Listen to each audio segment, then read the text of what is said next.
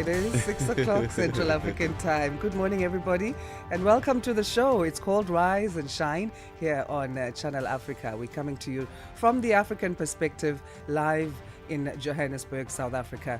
And I feel like, for some reason, where we are is in Auckland Park. That's the suburb in Johannesburg. Auckland Park is in winter and the rest of Johannesburg is in summer. No. Yesterday like I was in Alexandra at the Home Affairs and it was teeming with rain. So really? And I think it's... Oh, but that was in the afternoon because you and I live in the north. Alexandra is also in the north. The weather moves around the city, I think. But in the morning, it's freezing here. You leave the house feeling some way in the north. And also we're in then a you basement. Get here and it's like, where are we? Yeah, very good morning to you. Yes, it's the Friday edition of Rise and Shine, and as always, broadcasting from a interesting Johannesburg city. With four seasons. www.channelafrica.co.za. She's Asanda Beda, and you are Peter Ndoro. And what we're looking at this hour, the South African government has received urgent calls for help from 17 South African men. They are trapped in Ukraine's war-torn Donbas region, and a Kenyan teacher has been killed in violent protests in Tanzania. Of course, it will be those stories and more. But first, we begin the day with a news bulletin, and at the news desk this morning is Onele Nsinsi. Good morning. SABC News. The African Perspective.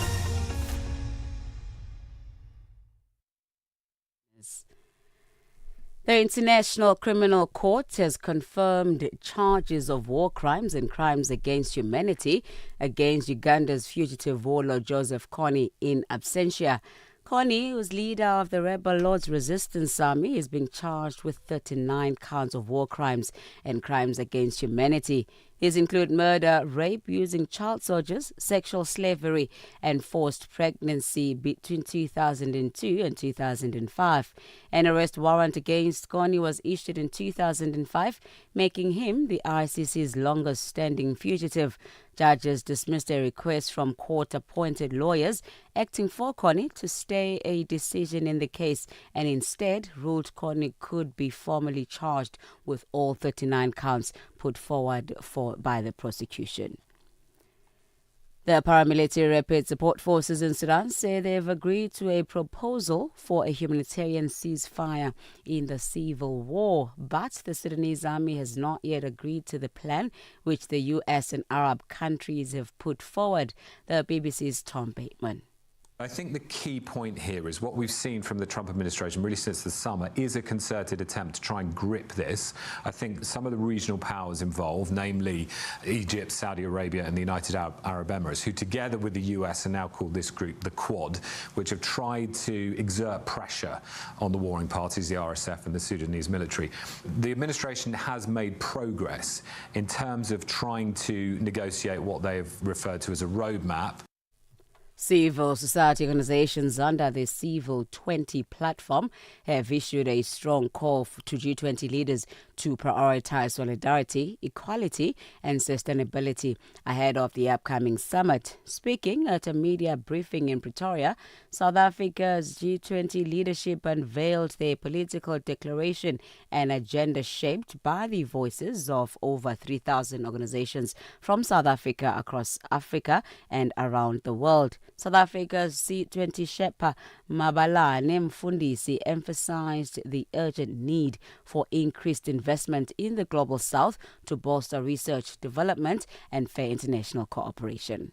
Invest in Global South research and development ecosystems with equitable access to public funding, open knowledge platforms and science partnerships that respect sovereignty. Number 26, ensure that trade, finance and climate agreement uphold national sovereignty and protects the cultural and historical identity of all peoples without discrimination. The last area we have identified is the area on rights, participation and civic space, where we want guaranteed voice, safety and power for all. South Africa's Health Minister, Dr. Aaron Motsoaledi, says all citizens deserve quality healthcare regardless of their socio-economic status.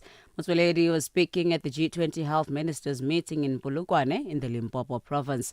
Motsoaledi says they will collaborate with countries such as Norway, which already had universal healthcare, to ensure that the national health insurance benefits all citizens. We need robust regulatory guardrails, learning from global examples to ensure public financing remains central. Health cannot just be a question of who has got more money. It's a fundamental human right. We must defend it from forces that prioritize financial returns and profits over human dignity and survival. Lastly, the Lebanese militant group Hezbollah says it has a right to defend itself against Israeli attacks. In a statement, it has rejected the prospect of any political negotiations between Lebanon and Israel. The BBC's Hugo Pachega. The statement by Hezbollah comes as Israel has intensified its attacks on the group and indicated that it could escalate its offensive. It also comes days after the Lebanese president said there was no option other than to negotiate with Israel, as Lebanon is under American pressure to begin direct talks with the country. Israeli officials have stepped up their criticism of the Lebanese government, saying it has been slow in disarming Hezbollah. The group has so far refused to discuss its disarmament, saying Israel has not fully complied with the ceasefire deal.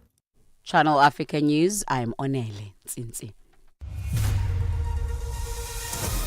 SABC News. The African Perspective. And coming up in your sports news this hour, South Africa team faced Zambia in a friendly match announced by coach Hugo Bruce, while Arina Sabalenka beats Coco Gauff in a rematch to reach the final of the WTA. Details coming up at 6:30. Channel Africa, the African perspective. Up Africa. Peter Ndoro and Asanda Beda are here to help you rise and shine. Weekdays, 6 till 9 a.m. Central African Time. Only on Channel Africa. On Rise and Shine, after the 6 a.m. news, we bring you what we call the Africa Roundup. This is a segment of the show that we give you a list of news items you may have missed and get you to catch up on them. And it also serves as a throw forward in terms of what can be expected to develop in the news space in the new day. It's a happy Friday. Today we start with the South African government that has received urgent calls for help from 17 South African men aged 20 to 39 trapped in Ukraine's war-torn Donbas region. 16 are from the province of KwaZulu-Natal and 1 from the Eastern Cape province. They were reportedly lured into joining mercenary forces in the Ukraine-Russia conflict with promises of lucrative employment. President Cyril Ramaphosa has ordered an investigation into how these young men became involved in the fighting. His spokesperson, Vincent Magwenya, has more. The President and the South African government strongly condemn the exploitation of young, vulnerable people by individuals working with foreign military entities. Under the Foreign Military Assistance Act of 1998, it is illegal for South African citizens and entities to offer or provide military assistance to foreign governments or participate in armies of foreign governments unless authorized by the South African government. In East Africa, John Okoth Ogutu, a Kenyan teacher who lived in Tanzania for 10 years, is among those that have been killed in violent protests following disputed elections in late October. Polling stations were set on fire, demonstrators clashed with police, and gunfire echoed through the streets. Despite the unrest, President Samia Suluhu Hassan was sworn in days later. Blanche Ankla reports. Silence reigns in a modest Nairobi home as a grieving family passes around a photo of John Okoth Ogutu. Ogutu's sister, Jennifer Atieno, said the teacher was heading home when he was caught in the crossfire. We got the news through his friend, who witnessed him getting shot. They were both heading home at the time. That's when he shared the news. He had not gone there as a protester. He lived and tutored there for 10 years. He was here in July when he came for our father's burial, and he went back thereafter. Now, his family faces a deeper anguish, as Ogutu's body is nowhere to be found after it was reportedly dragged away by police amid the chaos. Ugandan-born Zoran Mamdani has pulled off an unexpected victory in New York City's mayoral race, campaigning on inequality and corruption. Joseph Beyanga at Uganda's Daily Monitor recognized a familiar voice nearly 20 years earlier when Mamdani interned on the paper's sports desk. Beyanga, now the Daily Monitor's media manager, recalls more. I am elated. I am excited. I'm proud of you. Young man, yeah! We did it. We did it. When he came in a conversation where senior editors and political writers and journalists are talking, he would always sit back and listen before he makes a comment. So that, when I saw when he was interested and when he became a councillor last time, and I was like, so this is why this young man was always listening. He was learning. The future is in our hands. The biggest thing Ugandans can take from this is the inspiration.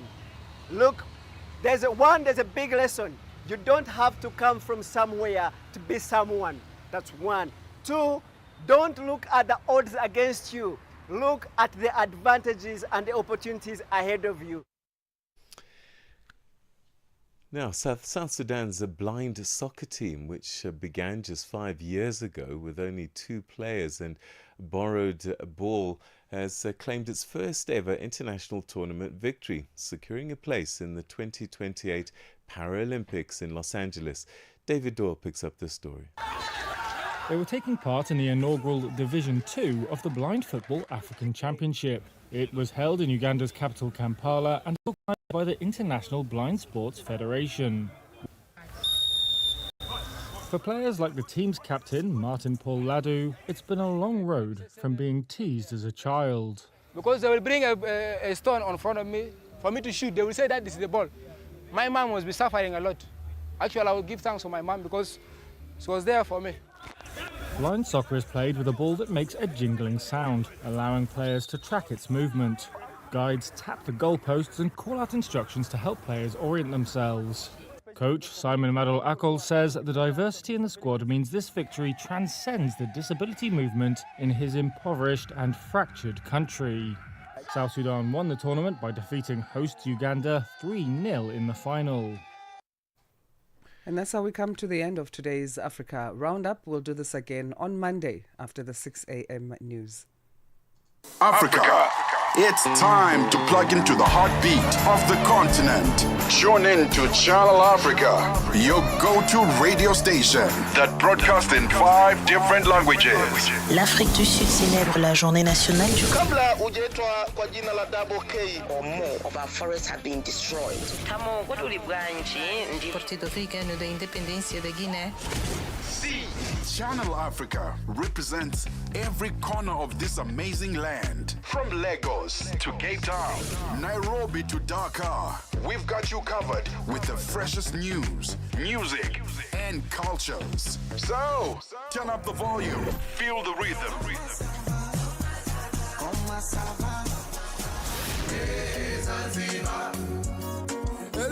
Enjoy the conversation.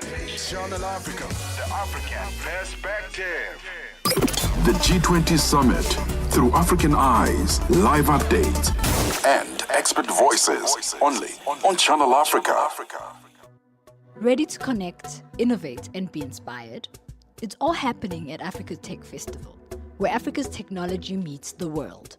From the 10th to the 13th of November in Cape Town, join global leaders, investors, and innovators driving the future of Africa's digital economy. Don't miss the continent's biggest week in tech. Get your pass now at africatechfestival.com.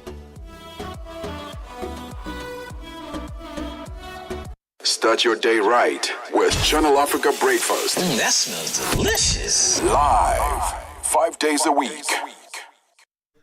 Just a few seconds short of 15 minutes past 6 Central African time.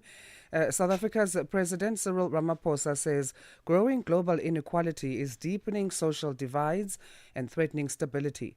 Ramaphosa was speaking at the International Women's Forum in Cape Town, a global gathering of women leaders from more than 30 countries. The president used his keynote address to warn that recent global challenges risk reversing decades of progress in women's empowerment, calling on delegates to push back against inequality and exclusion. Zara Groenewald reports. The International Women's Forum brings together around 500 women from across the world. Among them, heads of state, CEOs, academics, and civil society leaders. It's a platform aimed at advancing women's leadership and promoting equality in decision-making. This year's Cornerstone Conference, held at the Cape Town International Convention Centre, is centered on the philosophy of Ubuntu, the idea that I am because we are. President Ramaphosa says the concept reflects the need for collective leadership and shared responsibility in tackling inequality and exclusion. Between 2000 and 2024, 1% of the world's population captured 41% of all new wealth in the world, while just 1% new wealth went to the poorest half of humanity. It found that in more economically unequal societies, fewer women complete higher education or are even represented in bodies that make the laws that govern them. Ramaphosa said the findings form part of a new G20 report released this week, warning of an inequality emergency that threatens economic stability and social progress. He called on world leaders to ensure that women are included in shaping global responses to these challenges. The president also cautioned that gains in gender equality risk being undone if complacency takes hold. There is a danger that the advancements made with respect to women's empowerment, women's rights, and gender equality may be unraveled. Concepts of diversity, concepts of inclusion are now being challenged. Inclusion that also means that women must be included in everything that is done about them and for them. With nearly 500 delegates from 30 countries, the forum is discussing the future of work, artificial intelligence, sustainability, and inclusive growth. Ramaphosa's message to the delegates and to the world was clear. Women's leadership is not optional, but essential in building a more equal and sustainable global future. Zara Groenewald, SABC News, Cape Town. New day, new stories. Start your morning right with Rise and Shine on Channel Africa. Still in South Africa, the third edition of the South African Future Trust Summit in partnership with Standard Bank concluded on Thursday, following 2 days of networking, idea and strategy sharing between entrepreneurs and innovators. The summit has become one of the largest gatherings for startups in South Africa, and the event is hosted by the Oppenheimer Generations Foundation, this in partnership with Standard Bank. Tutongo Beni was there and filed this report. The South African Future Trust Summit, SAFT, in partnership with Standard Bank, hosted by one of South Africa's successful business empire, the Oppenheimers, through the Oppenheimer Generations Foundation, took place at the Sandton Convention Centre, north of Johannesburg in South Africa, from Wednesday and Thursday. The SAFT hopes to contribute to employment opportunities as the Southern African nation battles with the unemployment rate of 33.2%, the highest in the world. Chief economist at Standard Bank, Gulam Balim, delivered a keynote address looking at the economic outlook. Balim says there are sweeping changes that entrepreneurs should be aware of when doing business. What I did speak about were some of the more sweeping changes enveloping the globe, where businesses, entrepreneurs, and just society needs to be aware of. The first sweeping trend that we spoke about was this idea that we entering epoch of multilateral contention. And by that what we mean is that there is likely to be a lengthy period of tension between global superpowers. We don't think, for example, the frictions between China and the US, or the US generally trying to recast the global order, is going to come to an end imminently. We think that the United States, for instance, is going to be, for a length of time, attempting to reassert its hegemonic status. The summit continues to focus on accelerating growth and job creation in the small, medium, and micro enterprise SMME sector. The platform hopes to empower entrepreneurs and innovators with the tools that will ensure their businesses succeed through networking and idea sharing, among others. Now in its third year, the event hosts panel discussions and a pitch challenge that paves the path for successful businesses. The stages at the summit were divided into two sections. The founder and the Maverick stage, entrepreneur known as the Gen Z guy, Marco Stavro, took part in the Maverick stage, where he was part of the fireside chat discussing creative ways to get your brand seen. Stavro says the summit is a great platform to empower young people. Well, I first heard about the South African Future Trust Summit through my investors called Man-Made Media.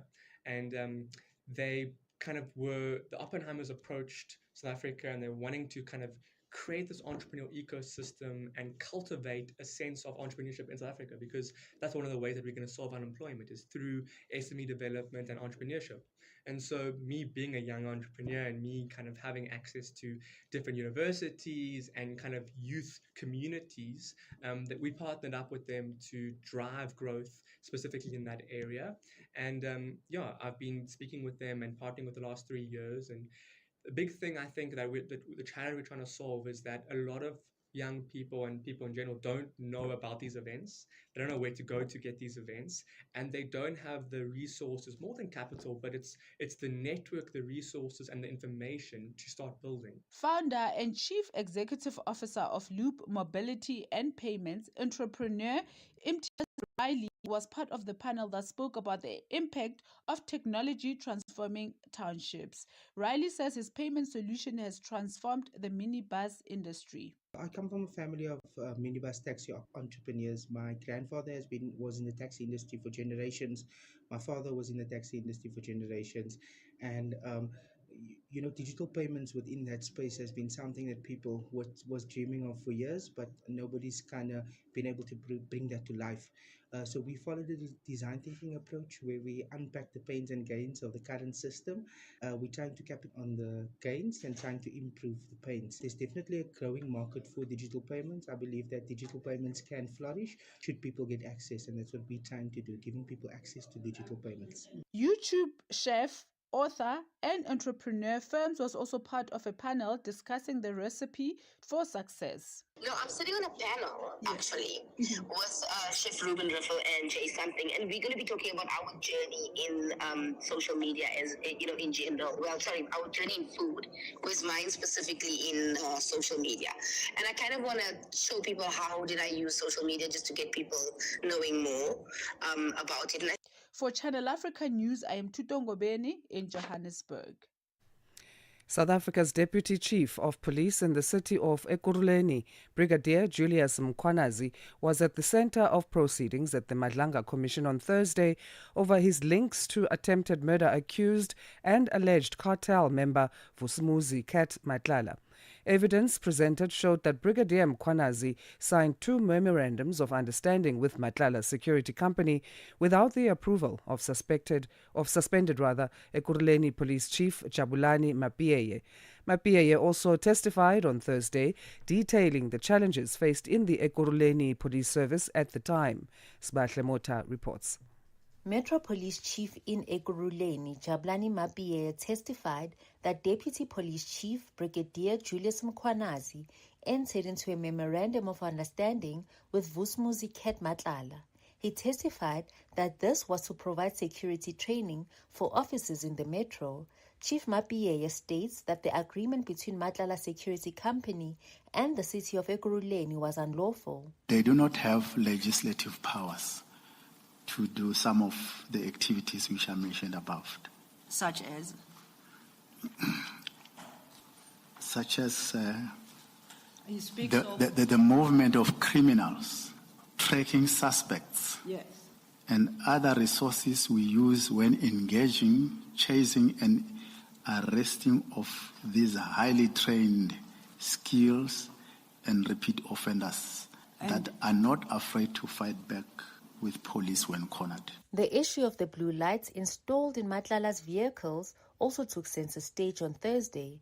Mappiele has testified that the installation of the blue lights was authorized by Brigadier Mkhwanazi. Upon my return from leave, Commissioner Spies made a report to me on this matter, advising that flowing from his investigation, he had referred the matter to the Internal Affairs Unit in the Compliance Division, as well as to the Independent Investigative Directorate for Investigation and Recommendation. He further advised that he had, on the 3rd of March, also opened a criminal case against Brigadier Mkhwanazi for fraud and corruption arising from these facts at the police station in Boksburg.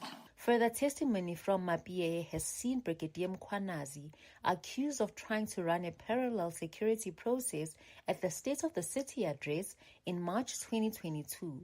This was done through Matlala security company, CAT VIP. Dr. Mkhwanazi called an agent security meeting of specialized services on the 29th to respond the developing threats against soccer and our principals. After identifying that the threats were not only on inner parameters, but included outer parameters, we requested CAT VIP protection to assist us with a team of well-trained protectors who are former members of SADF, Task Force, SAPS Tactical Unit. Mappiele will continue his testimony on Friday. I am Sibahle Mota in Pretoria. Analysts say that the end of the disputes between Vodacom and the Please Call Me originator, Nkosana Makate, clears the path for renewed investor confidence in the group. In early trade, the mobile operator's share price rose by 3.5% after yesterday's settlement announcement, putting an end to years of litigation.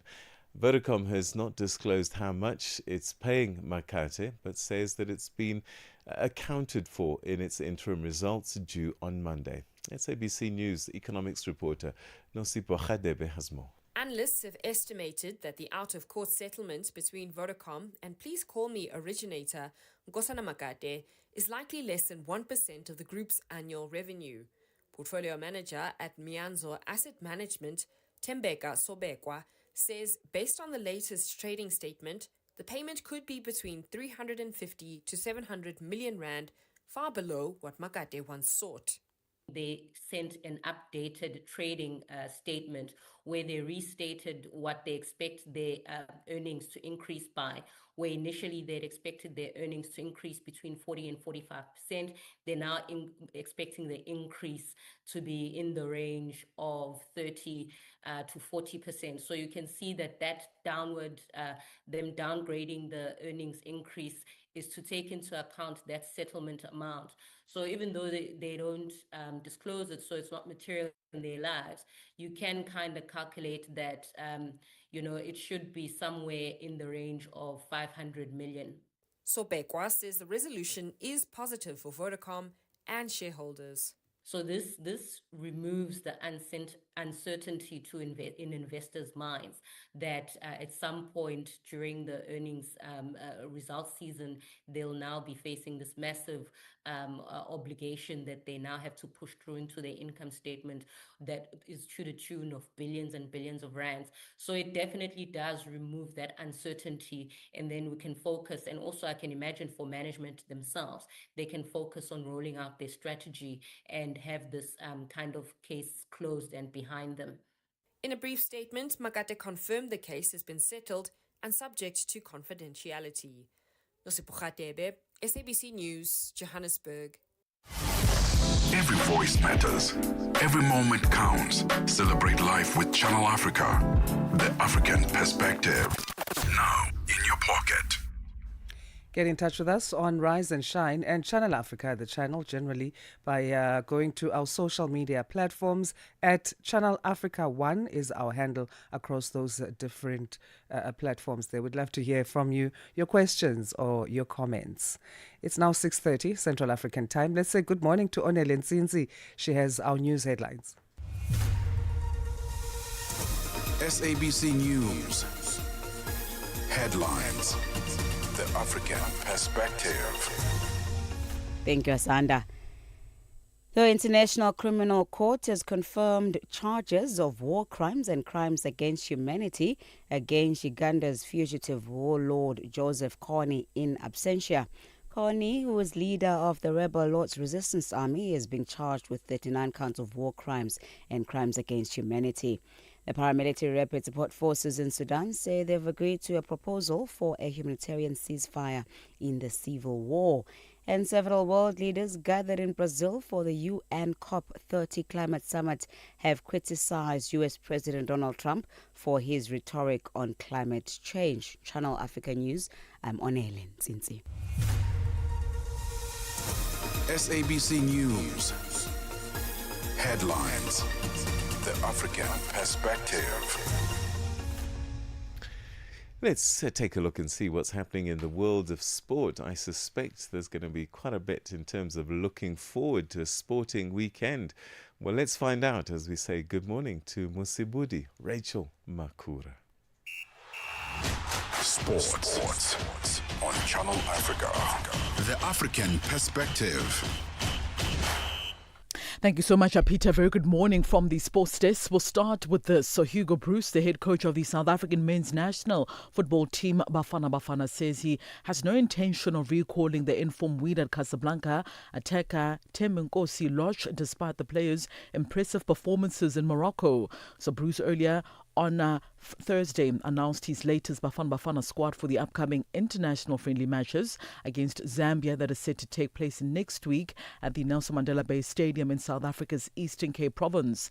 Lord Chulos, featured for the national team back in 2023, appears to be far down the national pecking order based on the Belgians' latest remarks. You know, you have to make choices. That's all. And Lodge was once against us, I think 3 years ago, when we played in Morocco. And he was playing very good in Pirates at that moment. His performance was not good. And then I followed him, and then he played, and then he didn't play, and in Pirates he got out of the team, and then he went to Sundowns because the Rulani wanted him, but after a few months he didn't play anymore. So okay, now he's playing good in Morocco, but you have to look also as he dates. Now, with 3 goals and 3 assists in 7 matches in the CAF Confederation Cup as well as the Potola Pro League this season, many have called for Lodge's return to the Bafana setup. But Bruce says age is not on his side. He's about 32 years of age, Lodge, and also says that he's not likely to feature again for Bafana as that age is not on his side. It happened also 4 years ago with Temba. And I wanted to look for opportunities, but I didn't find them. And I had to come back. And I had to take Temba, and it was a very good decision that I took him because you see what happens with the team then. But again, for Lodge, for the moment, I don't see, even he has good performances in Morocco, I don't see any reason why I should take him with the team.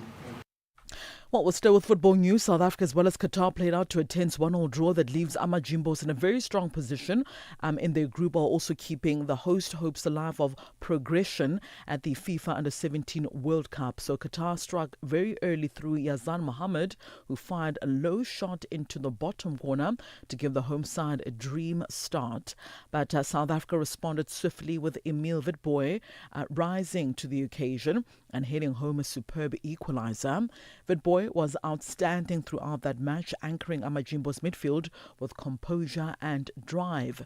Now, clear chances were few and far between in the second half, and both sides were ultimately then forced to settle for the share of the spoils. On the tennis court now, Aryna Sabalenka roared past Coco Gauff to avenge her French Open final defeat and secure her place in the WTA finals last four alongside Jessica Pegula. Now, Sabalenka, Gauff as well as Pegula went into Thursday's matches in Riyadh knowing only two of them would progress to the from the Steffi Graf group. American Pegula won 6-2, 6-3 against the already eliminated Yasmin Paolini, meaning a straight set win for defending champion Gauff would have knocked out the world number one Sabalenka. Now, Gauff had also the statistical edge, having come out on top in their previous meeting at Roland Garros in the final in June. Sabalenka was wayward at the start but rallied to beat the American 7-6 and 6-2 and topped the group with the 100% winning record. She'll now face Amanda Anisimova of the USA later on today in a repeat of the September US Open final, which the Belarusian Sabalenka won, while Pegula will take on Elena Rybakina in the semi-finals. Let's hear what Sabalenka had to say after beating Coco Gauff. Going into this match, I wasn't thinking about how to get through it. I was just thinking I have to get the win. That doesn't matter what's going on in our group. I was just trying to focus on the tennis, trying to get that revanche after Roland Garros, and that was my focus. Meanwhile, Lorenzo Musetti posted a 6-2, 6-4 win over Alexander Muller on Thursday to reach the semi-finals of the ATP event in Athens, Greece, and maintain his hopes of qualifying for the season-ending ATP finals. The tournament's top seed, the world number 5, Novak Djokovic, also reached the last four with a 7-6, 6-4 win over Nuno Borges. The Italian Musetti, ranked 9th in the world, needs to win the tournament to overhaul Felix Auger-Aliassime and claim the final place in the next weekend's showpiece in Turin. Whichever qualifies will find himself in a group which has the world number 1 Yannick Sinner as well as Alexander Zverev and Ben Shelton. Djokovic meanwhile claimed his 200th indoor win after 1 hour and 44 minutes and will play German qualifier Yannick Hoffmann for a place in the weekend's final. It's a wrap from the sports desk at this hour. For any sports stories you'd like to share with us, send us an email. That's to newsroom@channelafrica.co.za. Remember as well to give us a call on +27 11714 4459. It is 6:37 a.m. Central African time. I'm back with more sports news in the next hour. For Channel Africa Sport, I am Musibudi Makura. Sports on Channel Africa. The African perspective. Siyabangena manje. Vito Jablan Kolele Imagoda. Jablan is a young man from Guyana in Limpopo in South Africa. Very easy guy, taking things easy. To know me is to know that I love what I do, which I'm crazy about it. So when you hear me on radio, expect the best. Expect great music. Expect great content. Expect 180 minutes of nothing but fun. You'll find me on the morning reset, 3 to 6 a.m., Monday to Friday. Siyabangena baba. Ay. Mbuleke. Right, let's check in with what's happening with the world of business for the first time on this Friday morning. Here's Chanduko Ligege. Business news on Channel Africa. The African perspective. Thank you, Asanda. Good morning. An International Monetary Fund official says its mission to Senegal has concluded without a new lending program, but that it aims to finalize one as soon as possible. Mission Chief Edward Jamail says that talks will continue in the coming weeks and that Senegal is serious about getting its debts in check after discovering billions in debt that the previous administration had not reported to the IMF. The fund froze Senegal's previous $1.8 billion lending program last year after the then new leaders revealed the hidden debts, which have since ballooned to more than $11 billion. Wage negotiations resumed yesterday between FlySafair and the South African Cabin Crew Association, SACA, under the mediation of the Commission for Conciliation and Arbitration, CCMA. SACA has threatened to strike, with the union's president saying it was willing to accept a tabled 4-year agreement of between 6 and 7%, but that the employer included some non-financial benefits in the final documents that were not bargained for and that would compromise the lives of workers. The airline's Kirby Gordon says they remain committed to a resolution with the cabin crew members to avoid a strike action at the FlySafair. Our operations remain fully stable with 100% of all of the flights departing on time, and there have been no disruptions. The parties will be back at the CCMA, and the intention is to continue to engage constructively and really put a strong focus on reaching a fair and balanced resolution today. Our commitment is to protect our passengers whilst we work toward a sustainable outcome for all of our staff. South African fashion retailer Truworths has reported flat group sales in the first 18 weeks of the 2026 financial year, as sales declined in its Africa business despite a strong performance in its UK operations. According to the group's retailer statement, sales were unchanged at $415.88 million for the period from the 30th of June to the 2nd of November compared to last year, adding that its gross profit margin improved on the prior year. Its UK-based shoe retailer Office posted a 6% growth in retail sales at $152.06 million, which was driven by a strong demand in fashion footwear and a broad customer appeal. The European Commission says it is in touch with French authorities as well as Chinese online retailer Shein following a French complaint about Shein allowing pornographic content or weapons sales on its platform. The EU spokesperson Paula Pino has confirmed that the EU received France's letter urging action, adding that a platform allowing pornographic content or selling weapons violate EU law. Pino says this will drive potential next steps from the EU Commission. The spokesperson says he was not aware of similar concerns raised by other member states and that the EU does not have the intention to suspend any platforms EU-wide.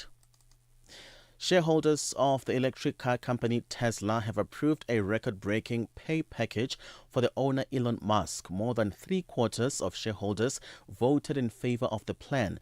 The BBC's Michelle Fleury reports. While he won't receive a salary, the deal could be worth up to $1 trillion in stock if Tesla meets ambitious targets over the next decade, including launching 1 million driverless robo-taxis. This isn't the first time shareholders have voted to approve his compensation package, but a previous deal was struck down by a judge who ruled that the board was too cosy with Mr. Musk in designing it. If he's to become history's first trillionaire, Mr. Musk will now have to deliver on the future he's promised, one filled with robots and robo-taxis. Now taking a look at financial indicators at this hour, $1 in Nigeria is trading at 1,439 naira, in Botswana 13 pula 33, Kenya 128 shilling 24, Zambia 22 kwacha 29. BRICS countries, $1 in Brazil is at 5.35, in Russia 81 rubles 29, India 88 rupees 62, China 71.12, South Africa 17 rand 37 cents. Commodities, gold is trading at $3,992, platinum at $1,534 per ounce. The price of Brent crude oil at $63.62 a barrel. That is all. For any business stories you'd like to share with us, please send us an email to newsroom@channelafrica.co.za, or you can call us on +27 117144459. For Channel Africa Business, I am Chanduko Ligege. Business News on Channel Africa. The African Perspective. G20 in Africa, exclusive to Channel Africa. Well, it's time now for our G20 fact of the day. Now, despite the G20's global importance, surveys have shown that a significant portion of citizens in member countries have little to no factual knowledge about the G20 or its functions. The summit is deliberately informal, operating without a permanent secretariat, charter, or even staff. Well, that's our G20 fact for today. G20 in Africa, exclusive to Channel Africa, championing Africa through solidarity, equality, and sustainability. Channel Africa. Your Africa, your voice, your channel. Channel Africa. The African perspective. Do you think people don't know, the host country people, or they're just not interested? Do you with know, the G20. I keep on saying this, partly the media, but I think if you even ask people what G20 is, even now after a whole year of publicizing it and telling stories about it, very few people can tell you what the G20 is. And I'm not sure what it is. I think partly as the media, we should do more work in making it important and connecting the dots for them. Why is G20 important for Jabu Moyo in Soweto? Why is G20 important for Farai Mazorodze in Harare? You know, until we really tell the stories in that way, talking about G20 gathering of health ministers, there isn't that joining of the dots, I think. And that's my take. I don't know. And I remember yesterday's G20 fact talking about those who were delegates and the dishes that were named after them. It was the India who was hosting that one. Yes. And I was thinking, we actually don't even know who's coming this year to South Africa to even come up with the dishes that would name them in a funny way if we wanted to. I don't know. All right, it's 6:45 Central African time. Let's take a look at this story now. A newly released chat box aimed at helping people talk about and track abuse was recently launched in South Africa. The app, called Gender Rights in Tech, or GRIT, is one of the first free AI tools made by African creators to tackle gender-based violence. Founder Leonora Tima told my colleague Suzanne Paxton that it is an African solution co-designed with African communities. We had already launched an emergency mobile application in the anti-gender-based violence space that is free and data-free and links survivors with rapid response teams, but also has a vault where people can store evidence and a map of services around the country. But what we were still seeing on our WhatsApp line, even though we were running this technology, is that there was still quite a big disconnect between the criminal justice system and what was happening on the ground and people's understanding of the way our criminal justice system works. And as a result, lots of people are still going to Facebook and posting and tagging and then being served with harassment orders, essentially. And so we went back to the communities that we had originally co-created the first technology in, and we talked about this issue and we asked people what they thought the solution would be to this problem. A lot of the young people that we spoke to said that it'd be really helpful to have a place where within technology that they already used, where they could find out about their rights, about the law, about like information that they were looking for that was accurate, but spoke in a language that was familiar and didn't make them feel, a certain type of way. Sometimes the way that lawyers speak or the way our criminal justice system speaks can make you feel like you don't belong in that space.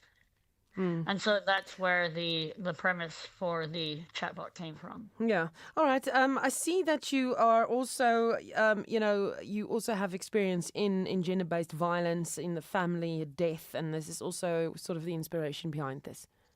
Yeah, so the original GRIT app was built out of a situation in my ex-husband's family where a 19-year-old was murdered and found on the side of the N2, and she was 9 months pregnant at the time when it happened.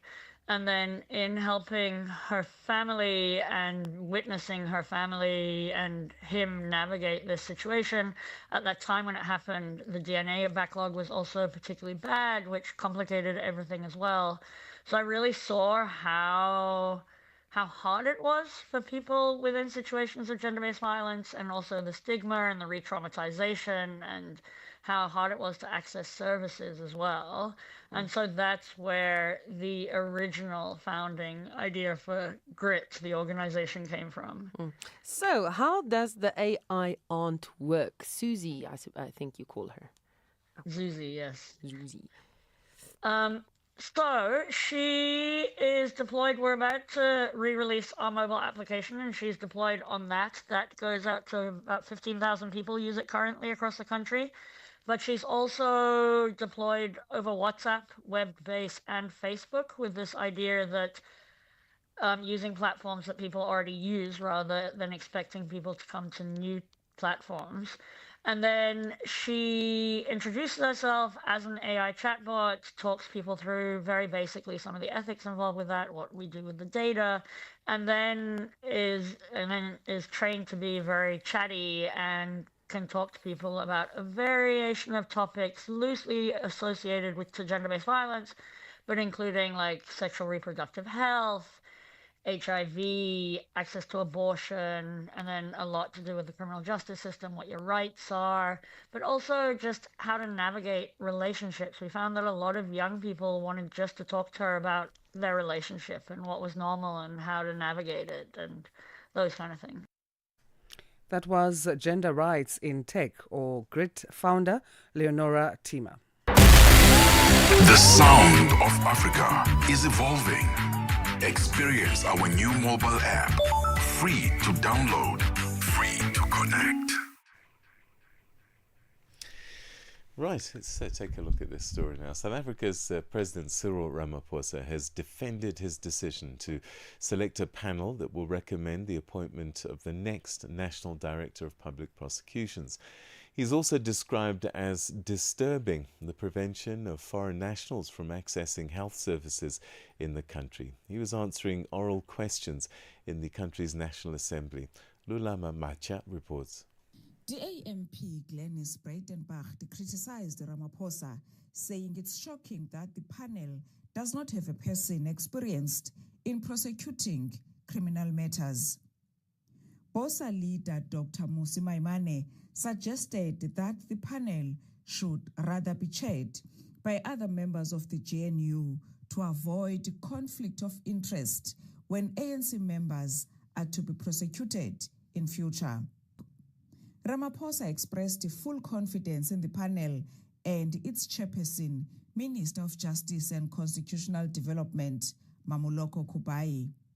The panelists that I have appointed are all people of great integrity and great eminence, and they are not about to be marginalized, to be dominated, or to be led into conflictual relationships or decisions. So whatever decision will come out of the panel will be the panel's decision. So I have full confidence in the ability of the minister to. He also said he's confident that government's plans and intervention in tackling gang violence and extortion will yield positive results. He was asked by the EFF about immediate interventions to deal with the escalating incidents of daily killings and mass murders in Cape Town's townships. With the plans and interventions that are now developing as we are continuing to deal with the gang violence issue and extortion, we will be able to bring this gang violence and extortion area of criminality to a halt. I have confidence in that. The police, as well as other criminal justice elements, have been working very hard in working on a very comprehensive plan. Ramaphosa described as disturbing the prevention of foreign nationals from accessing health services. He was answering IFP's Nhlanhla Hadebe on government's policy to address the growing crisis of illegal immigration.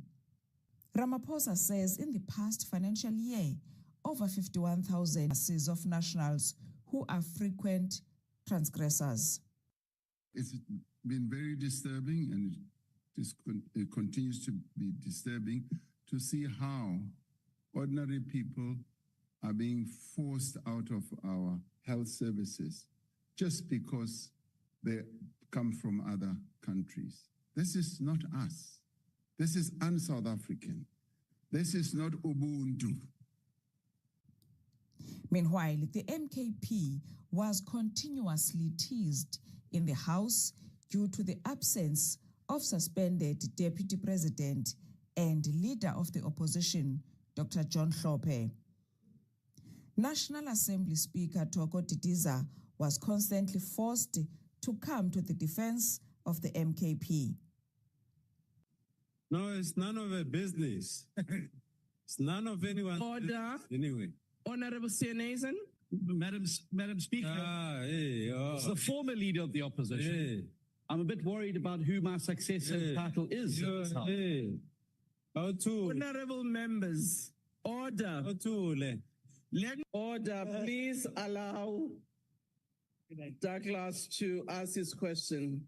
Thank you very much. The Gwaza or not Gwazaring is not relevant now. Didiza told the House that she is yet to be informed about these developments in the MKP. Lulama Maitya in Parliament.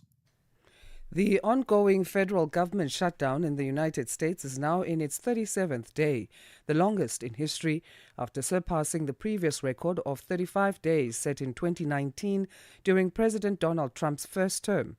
The Republican majority in the House of Representatives has passed a clean funding bill to reopen the government, but Senate Democrats continue to use their limited leverage in the upper chamber to block the legislation as they seek concessions on health care funding, while Republicans have argued they will only negotiate on health care costs once the government has been reopened. Republicans hold a 53 to 47 seat majority in the Senate, but passage of the funding bill requires a minimum of 60 votes, as calls from the president to end this filibuster now grows. Sherwin Bryce-Peace reports. The Senate failed for the 14th time this week to advance the House-passed continuing resolution to fund the government, but there are indications that a deal to end the stalemate is gaining momentum amid entrenched positions from both Democrats and Republicans. Jonathan Burks is with the Bipartisan Policy Center. You've got more than 1 million federal employees who aren't getting paychecks. That includes some who have been furloughed, but others who are being asked to work without pay. And so for those families, that's a real burden where you are unable to work or working but not receiving pay. And so that you may have savings that allow you to do that for a short period of time. But as this drags on, how many people can really go 3, 4 without being paid? That's a real challenge. Second, there are important government services that are being degraded as part of the current shutdown. So whether that's air traffic control, where we're starting to see delays at airports, whether that's food stamp benefits that are delayed for the first time. So there are real world consequences to the fact that the government is not open. A recent NBC News poll found that 52% of voters blamed Republicans and President Trump for the shutdown, as opposed to 42% blaming Democrats. Professor Larry Sabato is director of the Center for Politics at the University of Virginia. It tells me there isn't a clear edge for one party, but if you had to pick one, it would be Democrats, and that's what you would think would be true. Republicans control the White House, the Senate, the Supreme Court. What else is there? The bureaucracy, they control that.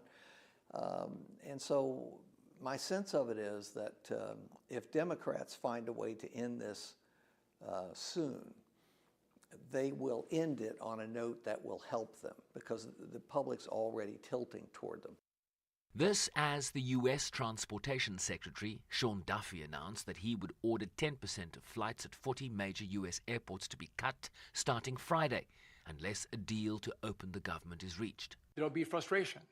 We are working with the airlines. They're going to work with passengers.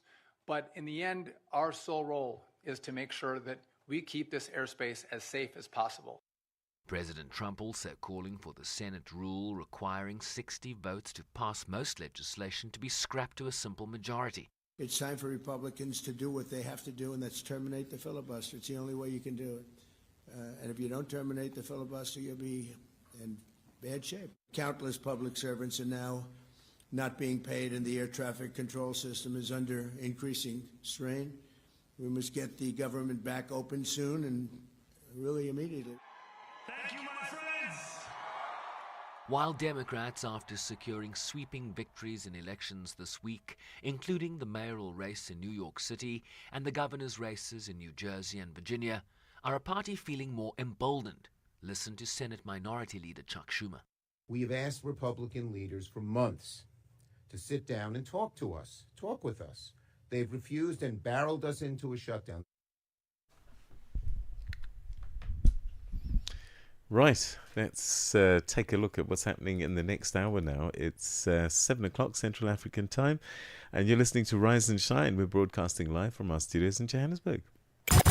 Wherever the hour finds you, across the world, here's your morning African lens on the world's leading story. This is Rise and Shine on Channel Africa, the African perspective.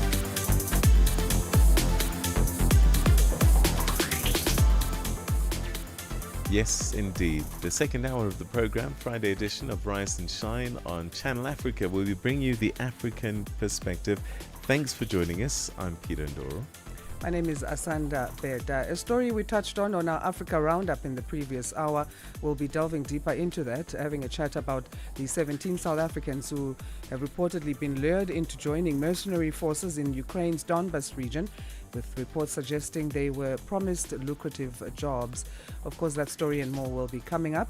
Let's get our news update first at 7 o'clock Central African time, just almost a minute past. Here's Onele Nzinzi, and then following her will be Musibudi Makura with sports headlines. SABC News. The African perspective. Thank you, Asanda. The International Criminal Court has confirmed charges of war crimes and crimes against humanity against Uganda's fugitive warlord Joseph Kony in absentia. Kony, who's leader of the rebel Lord's Resistance Army, is being charged with 39 counts of war crimes and crimes against humanity. These include murder, rape, using child soldiers, sexual slavery, and forced pregnancies between 2002 and 2005. An arrest warrant against Kony was issued in 2005, making him the ICC's longest-standing fugitive. Judges dismissed a request from court-appointed lawyers acting for Kony to stay a decision in the case, and instead ruled Kony could be formally charged with all 39 counts put forward by the prosecution. The paramilitary rapid support forces in Sudan say they've agreed to a proposal for a humanitarian ceasefire in the civil war, but the Sudanese army has not yet agreed to the plan, with the U.S. and Arab countries, which the U.S. and Arab countries have put together. The BBC's Tom Bateman reports.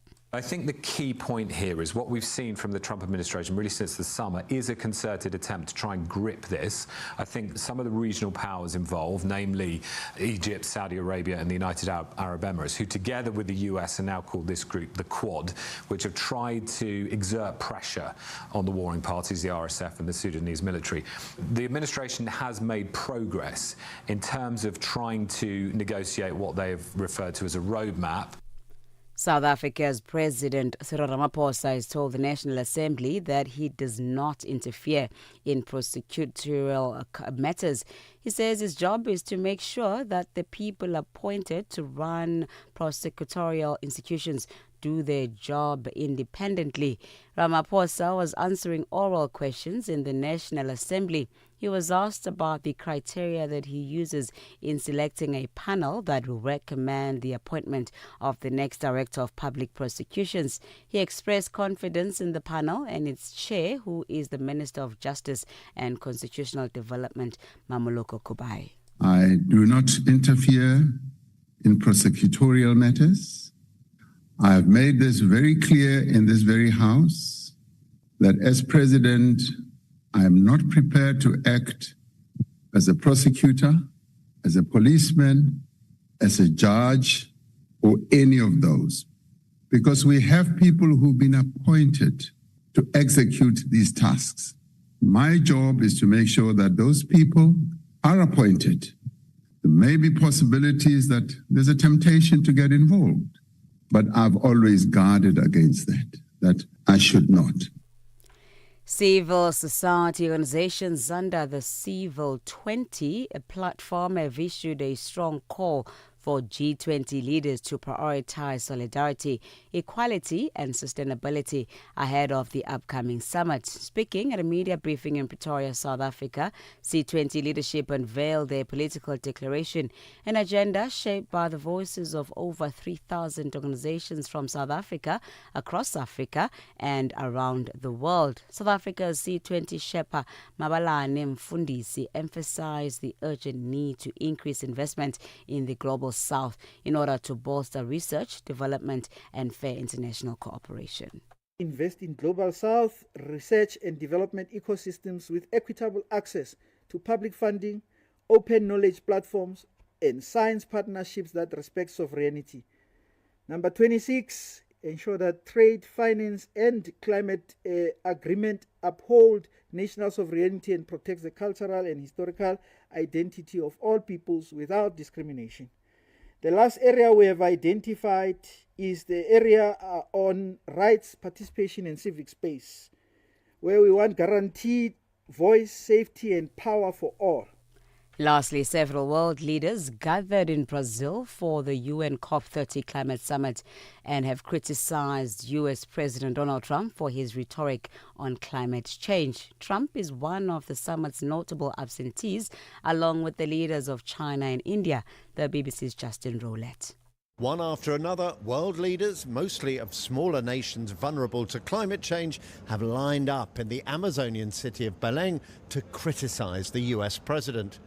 The leaders of Chile and Colombia called Donald Trump a liar for claiming climate change is a con job at the UN in September. The Brazilian president, while not naming Mr. Trump, warned of extremist forces that fabricate fake news on climate. The message may go down well in the conference hall, but getting agreement on new steps to tackle warming is likely to prove much harder. Channel Africa News, I'm Onele Tsinzi. SABC News. The African Perspective. And coming up in your sports news, South Africa hold Qatar in a tense draw at the FIFA Under-17 World Cup, while Jessica Pegula swats past Yasmin Paulini at the WTA Finals to close in on a semi-final. Details coming up at 7:30. Channel Africa, the African Perspective. Start your day informed, inspired, and entertained. And bring you Rise and Shine. Weekdays, 6 till 9 a.m. Central African Time.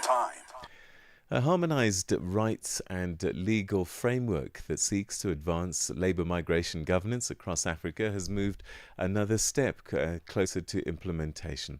Parliamentarians, regional bodies and social partners from across Africa are debating on the model law on labour migration in Africa at the 6th Ordinary Session of the 6th Pan-African Parliament, which is currently underway in Johannesburg, South Africa. This in an effort to refine the framework designed to improve access to social protection and across the continent. Nhlanhla Mahlangu filed this report.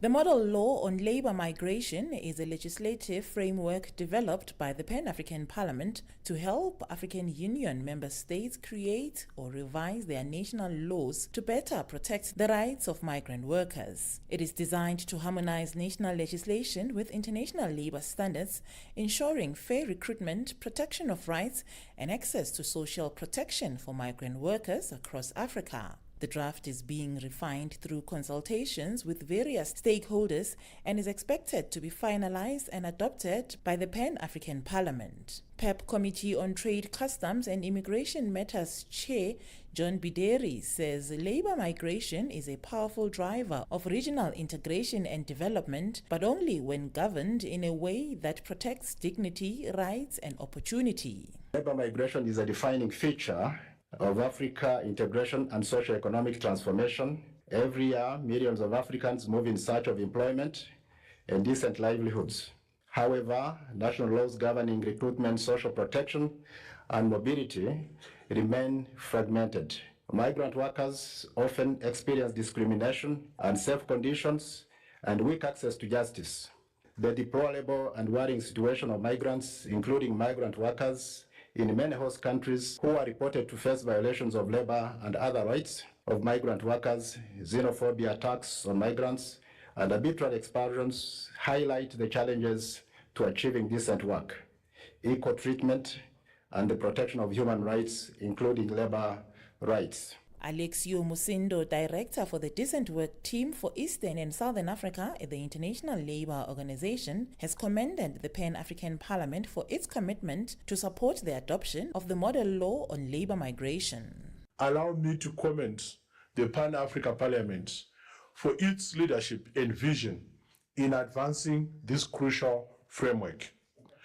The achievements reflect not only the Parliament's dedication to workers' rights and social justice, but also its determination to translate continental aspirations into practical instruments that improve people's lives. Labour migration, when governed effectively, can be a powerful driver for inclusive growth, regional integration, and sustainable development across the continent. Professor Marius Oliver from the Nelson Mandela University in South Africa says the model law will enhance labour migration and governance across the continent. This model law is meant to serve as a legal tool and as a guiding framework for AU member states in managing international labour migration in an effective, harmonised and coordinated manner.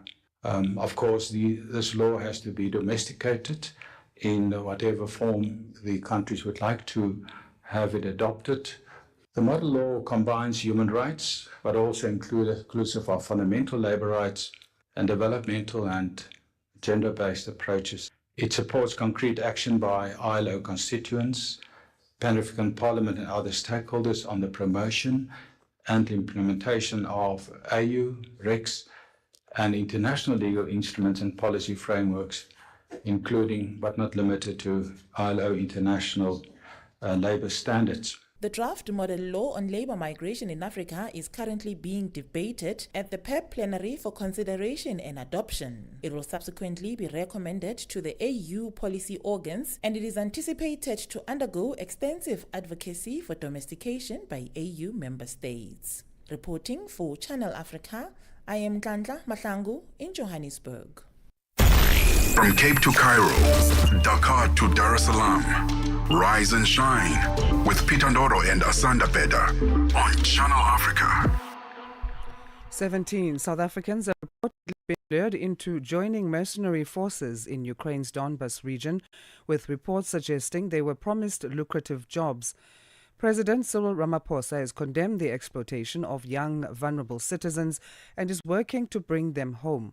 To help us understand how foreign recruitment works, why young people are being targeted, and the broader implications, we join now by security expert Professor Thomas Mandrup, Associate Professor at the Royal Danish Defence College and Stellenbosch University here in South Africa. Professor Mandrup, thank you for joining us. How are you this morning?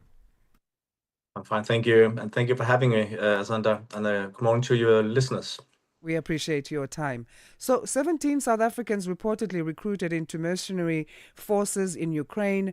What about conflicts like this make easy targets of those searching for jobs and therefore provide an advantage to foreign recruiters? Yeah, one can argue that of course the employment situation and high unemployment in South Africa, for instance, and other places in Africa makes this very lucrative way to earn easy money. The salary, you get a lump sum to get to sign up, and then you get around $2,200 a month working as a front soldier for Wagner, for instance, or the Africa Corps in Russia. So for many impoverished youth, this is a way out of poverty, and it's a way to earn some money, but it's also a highly dangerous job, of course. Could this be classified as human trafficking? What are the factors that would need to be scrutinized to know where to I'm place not a this? lawyer, so I'm not a lawyer, so I don't want to go into that. But one can say that for the South African case, working for an entity like Wagner or after the Africa Corps, which is the new version of Wagner, owned by the Russian Minister of Defense, is against the South African law. You need to have clearance from the National Conventional Arms Control Committee to work for international non-South African military entities, and we are not allowed from a South African law to work for private security companies in a war zone like this. And actually, you risk up to 5 years imprisonment if you sign up for Wagner without proper control. So they of course they're abusing South Africans, but also people from Sierra Leone, Togo. We've seen Kenya and others working especially from the Russians. In this war. And again, as I said, it's a highly dangerous route. We just have to remind ourselves that the British intelligence service yesterday announced that they had calculated that Russia has lost around 1.2 million soldiers or wounded in this conflict. So it's a highly dangerous route, and the way the Russians fight the war is and they use their soldiers as cattle, and they're shot down on the battlefield, and the casualty numbers are staggering. Do we know how these recruiters identify and then also approach those potential recruits from countries like South Africa and Kenya? And they use networks. They have recruitment offices some places. They contact organizations of former soldiers. So they use existing networks. They have ads where you can apply for this kind of things. On the Ukrainian side, Ukraine is a bit different, because if people signing up for the International Legion in Ukraine, which is the Ukrainian Armed Forces international volunteer units, the embassies have sent out notices that you can sign up for the Ukrainian army. But that's different, because then you sign up for the Ukrainian state, fighting for the Ukrainian states. But it still requires the acceptance and that it goes through the National Control Committee, Arms Control Committee, and get acceptance for that. But it's still less problematic than working for a private entity like Wagner, for instance. So they use the official channels, they use offices, then they use networks to attract people for this kind of thing. And often they lure them, and we've seen that also.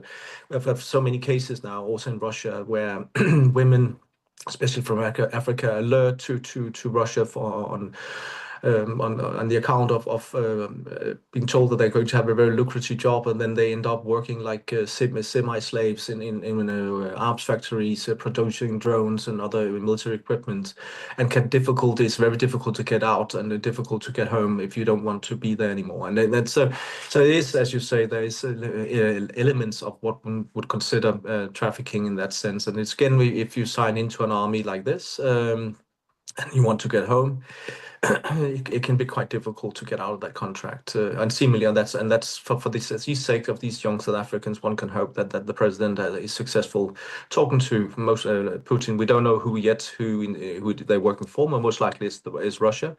So we hope that the president will be able to actually do something about that and talk to Putin to get them out. What kind of risks do these individuals face once they are involved in foreign conflict? You mentioned that it becomes difficult for them to exit the country when they want to. Yeah, but the risk, of course, that it's if they work in the Russian army, again, as I mentioned, the casualty numbers are staggering. So they are involved in a illegal war of aggression.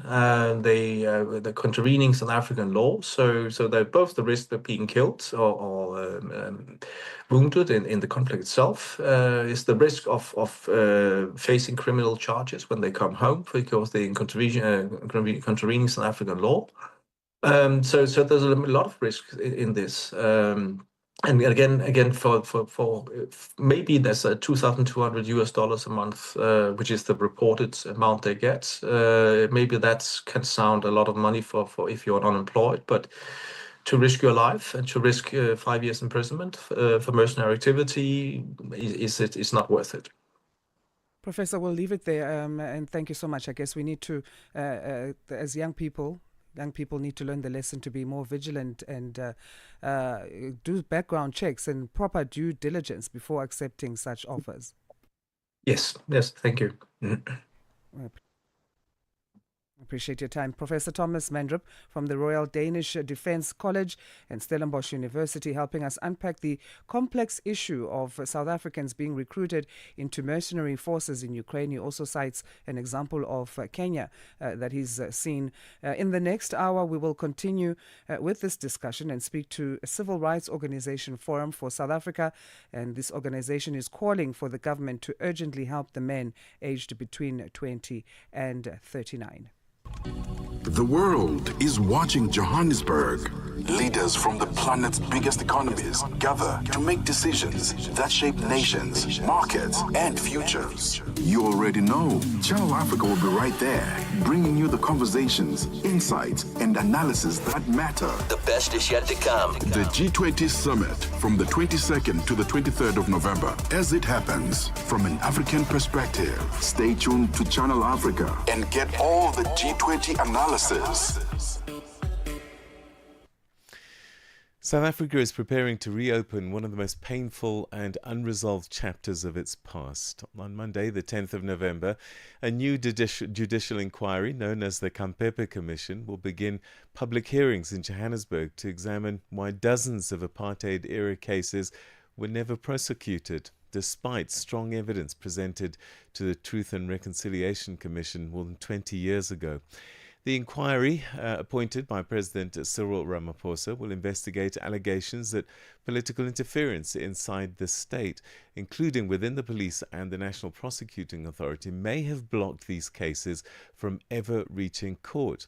For many families who lost loved ones to torture, assassinations, and other abuses, the Commission represents the first real chance to understand what went wrong and who was responsible. And to help us understand the significance of these hearings and what they could mean for justice and accountability in South Africa, I'm now joined by Dr. Zaid Kimi, who's the Executive Director for the Foundation for Human Rights, one of the organizations that's campaigned for years to get some justice. Thank you very much indeed for joining us, and welcome to the program. Thank you very much. Happy to be here. For people living outside South Africa, perhaps you can give us a little bit of context as to how we got here, that we have a commission of inquiry looking at something like this. Well, I think we have to go back to the post-1994 settlement. And one of the cornerstones of that settlement was that we would have a Truth and Reconciliation Commission where victims would get the opportunity to tell their stories. And one particular component of that was that perpetrators, if they wished, would come forward and in return for telling the complete truth, be granted amnesty, a complete amnesty, which meant no further criminal or civil proceedings would occur.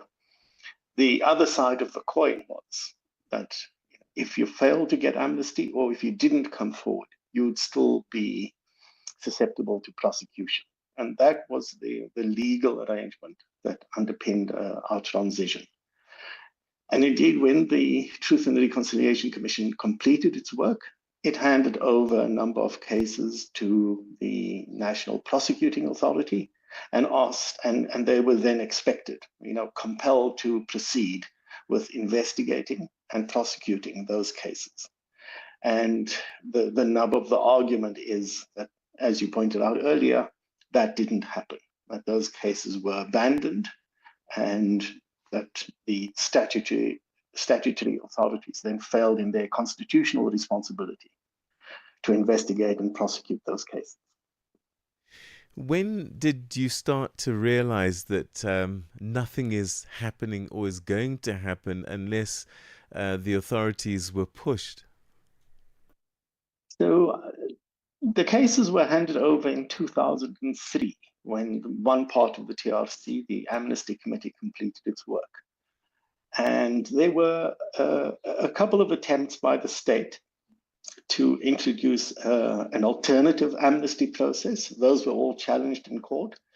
So I guess by about 2007, 2008, it became clear that there was very little progress. And in one particular case, the murder of Ahmed Timol, his nephew continued to ask questions and received responses that the case was still under investigation, or later on that the case had been closed. And in another case, that of Nokutula Simelane, in a similar manner, her family were given the runaround. They were told, investigations were still proceeding, but progress was very slow. So I think by about 2015, 2016, it became clear. And at that stage, the foundation with other parties started to force the state to make decisions on whether to proceed with cases. And we've had some progress since then. But in the vast majority of cases, the perpetrators have died and no further prosecution is possible. So the opportunity for justice has disappeared, which is why in those cases, we've turned our attention to the fact that the state failed in its obligation to investigate and prosecute. And we need to know why those decisions were taken, who took them, who followed orders, and to understand why that sort of procedure should not happen again. Are there any clues that this was deliberate, that there was some kind of purposeful blocking of these prosecutions? Yes, I think there is substantial evidence from people within the NPA that they were given explicit instructions, often not in writing, to slow walk or abandon these cases.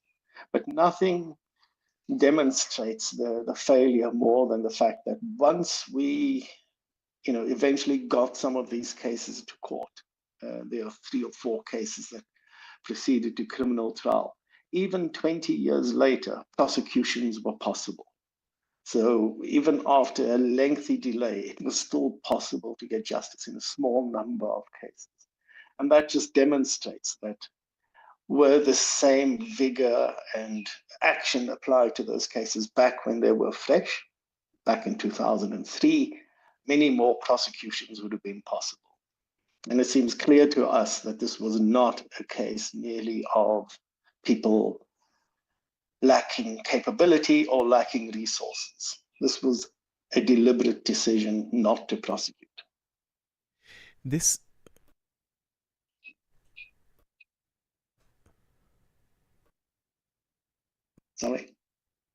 Sorry, I mean, this must be, I guess, doubly traumatic for the families, because their loved ones were victims in the first round in the previous administration, the apartheid government, and then the government of the day that should have been protecting and looking after their rights and bending over backwards to bring them some justice, then standing in their way, and that they had to fight with people like you, Foundation for Human Rights, to push for things like inquiries like this.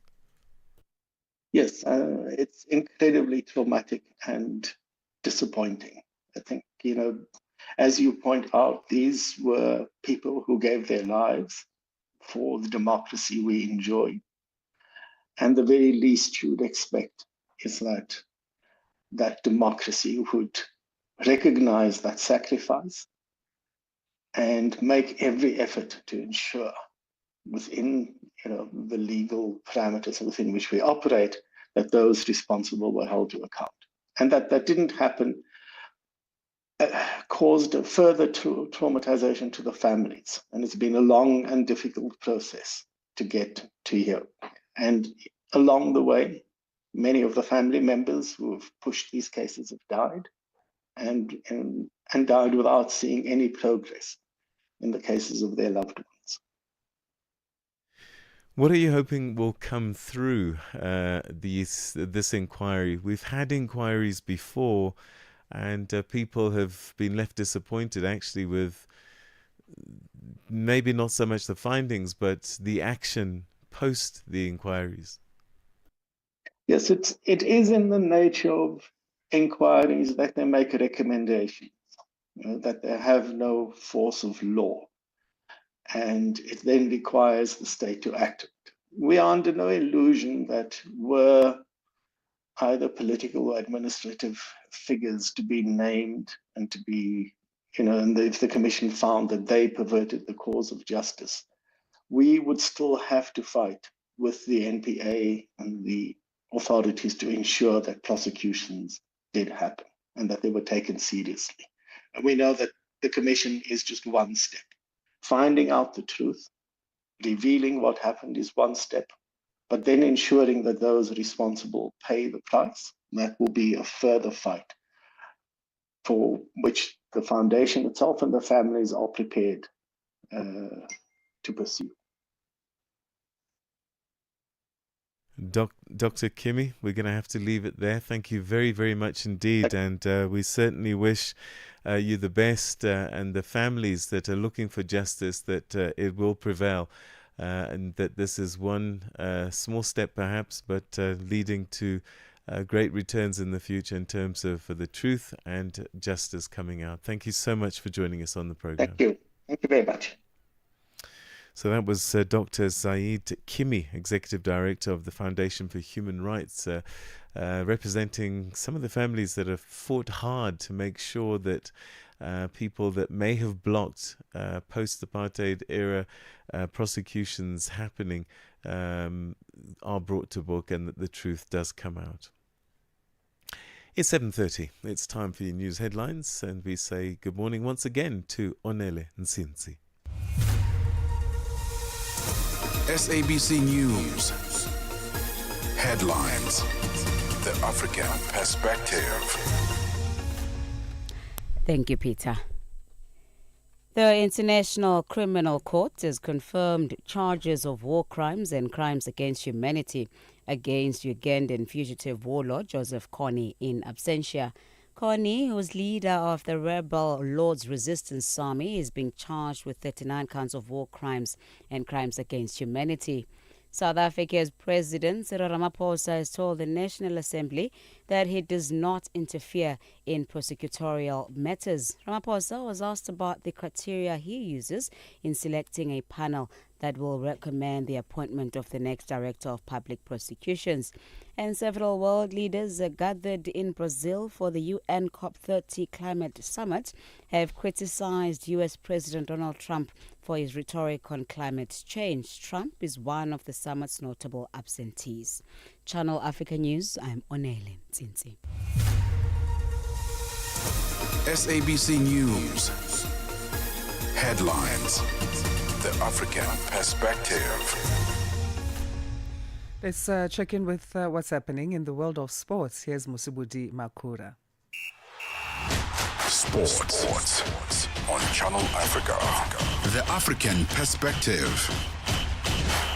Thank you so much, Asanda. Very good morning once again from the sports day. So South Africa as well as Qatar played out to a tense 1-1 draw that leaves Amajimbos in a strong position while also keeping the host hopes alive of progression at the FIFA Under-17 World Cup. So Qatar struck very early through Yassan Mohammed, who fired a low shot into the bottom corner to give the home side a dream start.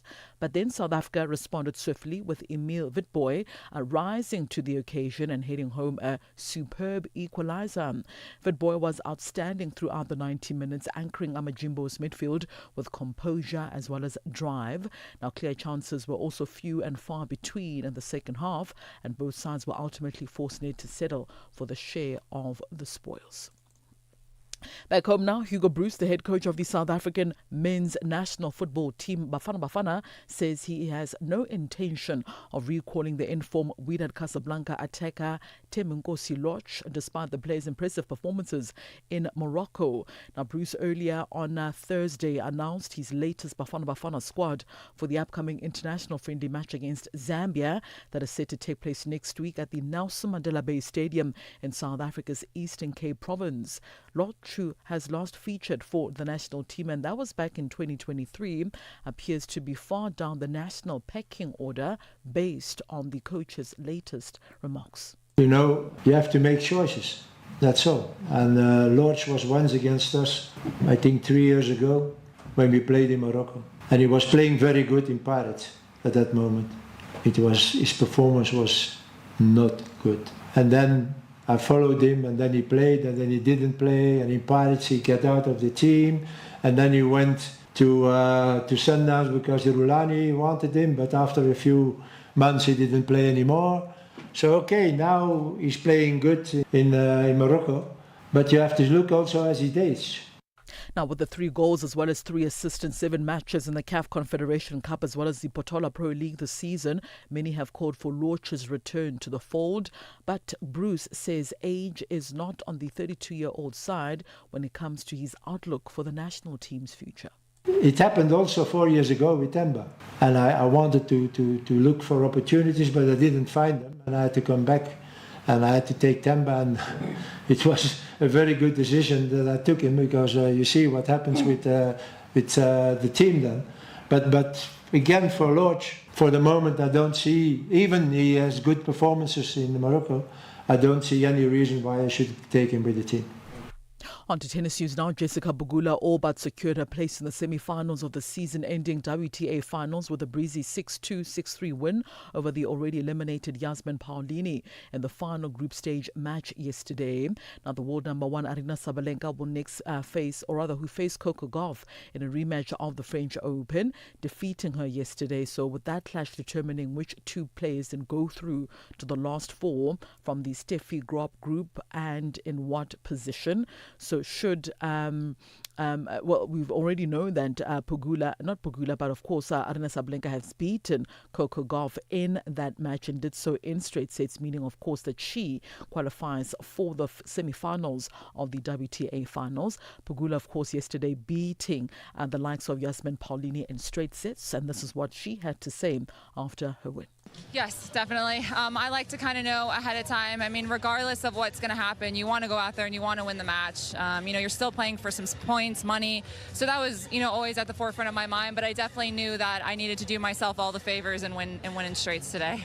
Right, so Sabalenka roared past Coco Gauff to avenge her French Open final defeat and secure her place in the finals of the WTA alongside Jessica Pegula. Sabalenka, Gauff as well as Pegula all knew what they needed to do in Thursday's matches in order to qualify out of the Steffi Graf group and of course qualify for the semi-finals. American Pegula won 6-2, 6-3 against the already eliminated Yasmin Paolini in straight sets, and Gauff also had the statistical edge over Sabalenka, having also come out on top of their previous meeting at Roland Garros in June. Sabalenka was wayward at the start but rallied to beat the American 7-6, 6-2 and then top the group with a 100% record. She will play Amanda Anisimova later on today in the repeat of the September US Open final, which the Belarusian won. Sabalenka will take on Elina Rybakina in the semi-finals. Sabalenka having this to say after her win. Going into this match, I wasn't thinking about how to get through it. I was just thinking I have to get the win. That doesn't matter what's going on in our group. I was just trying to focus on the tennis, trying to get that revanche after Roland Garros, and that was my focus. For any sports stories you'd like to share with us, our email address is newsroom@channelafrica.co.za. Remember as well to give us a call on +27 11714 4459. I'm back with more sports news in the third and final hour of Africa Rise and Shine. For Channel Africa Sport, I am Mosibudi Makura. Sports on Channel Africa. The African perspective. The Upside, taking the African perspective to fresh levels. Million ways them flee when them buck up in a torture. Cause them I get torture. Ladies and gentlemen, please welcome to The Upside.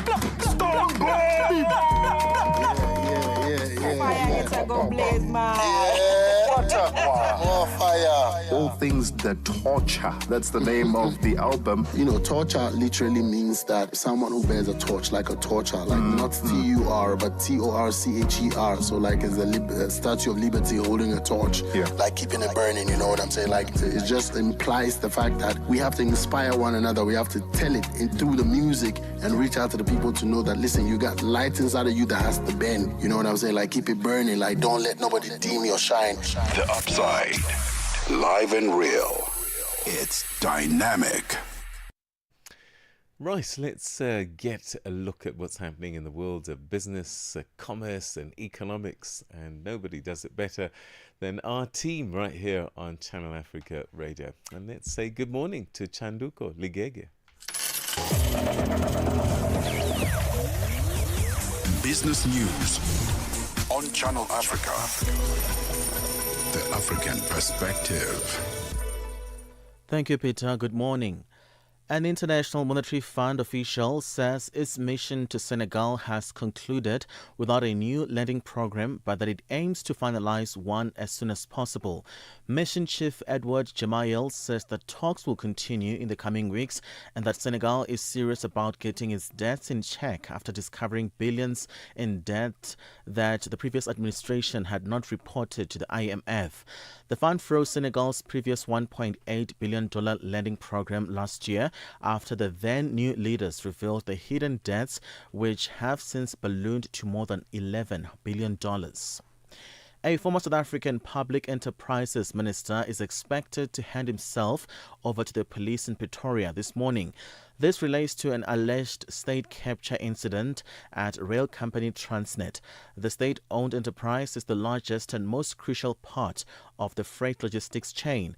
It delivers thousands of tons of goods around South Africa through its pipelines and both to and from its ports. The Civil 20 C20 South Africa Working Group on Poverty Alleviation and Food Sustainability says small-scale farmers contribute significantly to the growth and development of economies and that measures are needed to ensure that arable land is used to benefit the population. The group says it's been consulting with relevant stakeholders to propose policy changes that would support small-scale farmers through initiatives such as increased investment and inclusive market participation. Some of the challenges faced by small-scale farmers are limited access to finance, land and technical support. The group's co-facilitator is Jimmy Hojana. The issue of poverty and food sustainability are closely linked, and addressing one often requires tackling the other. So you cannot miss, both, elements. We are of the view that government should create an enabling and conducive environment for building international development cooperation. And we're saying this because sustainable development is key to reducing poverty. So in this instance, we are hoping that, government will play a critical role to support this initiative. But not only that, the private sector, the development agencies, all these bodies. South African fashion retailer Truworths has reported flat group sales in the first 18 weeks of the 2026 financial year as sales declined in its Africa business despite a strong performance in its UK operations. According to the group's retailer statement, sales were unchanged at $415.88 million for the period from the 30th of June to the 2nd of November compared to last year, adding that its gross profit margin improved on the prior year. Its UK-based shoe retailer Office posted a 6% growth in retail sales at $152.06 million, which was driven by strong demand in fashion footwear and a broad customer appeal. Shareholders of the electric car company Tesla have approved a record-breaking pay package for the owner Elon Musk. More than three-quarters of shareholders voted in favor of the plan.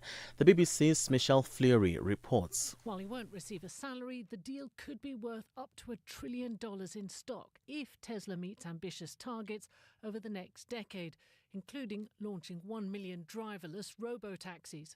This isn't the first time shareholders have voted to approve his compensation package, but a previous deal was struck down by a judge who ruled that the board was too cosy with Mr. Musk in designing it.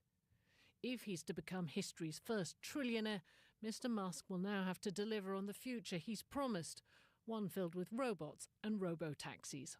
$1 in Nigeria is trading at 1,439 naira, in Botswana 13 pula 33. Kenya the dollar is 128 shilling 24, Zambia 22 kwacha 29. BRICS countries, $1 in Brazil is at 5 riel 35, in Russia 81 rupees 29, India 88 rupees 62, China 71.12, South Africa 17 rand 37 cents. Commodities, gold is at $3,992, platinum at $1,534 per ounce. The price of Brent crude oil at $63.62 a barrel. For any business stories you'd like to share with us, please send us an email to newsroom@channelafrica.co.za, or you can call us on +27 11 714 4459. For Channel Africa Business, I am Chandruko Ligege. Business News on Channel Africa. The African Perspective. Celebrate life every day. Tune in to Channel Africa. Stay connected through a new website and free mobile app. All right, at 7:45 Central African time. An interesting fact, I don't know if we can call it a day in history, but it kind of is looking back in lifetimes. In the 1830s, ketchup, or what we call tomato sauce, was sold as medicine to cure stomach ailments. Did you know that? I didn't know that.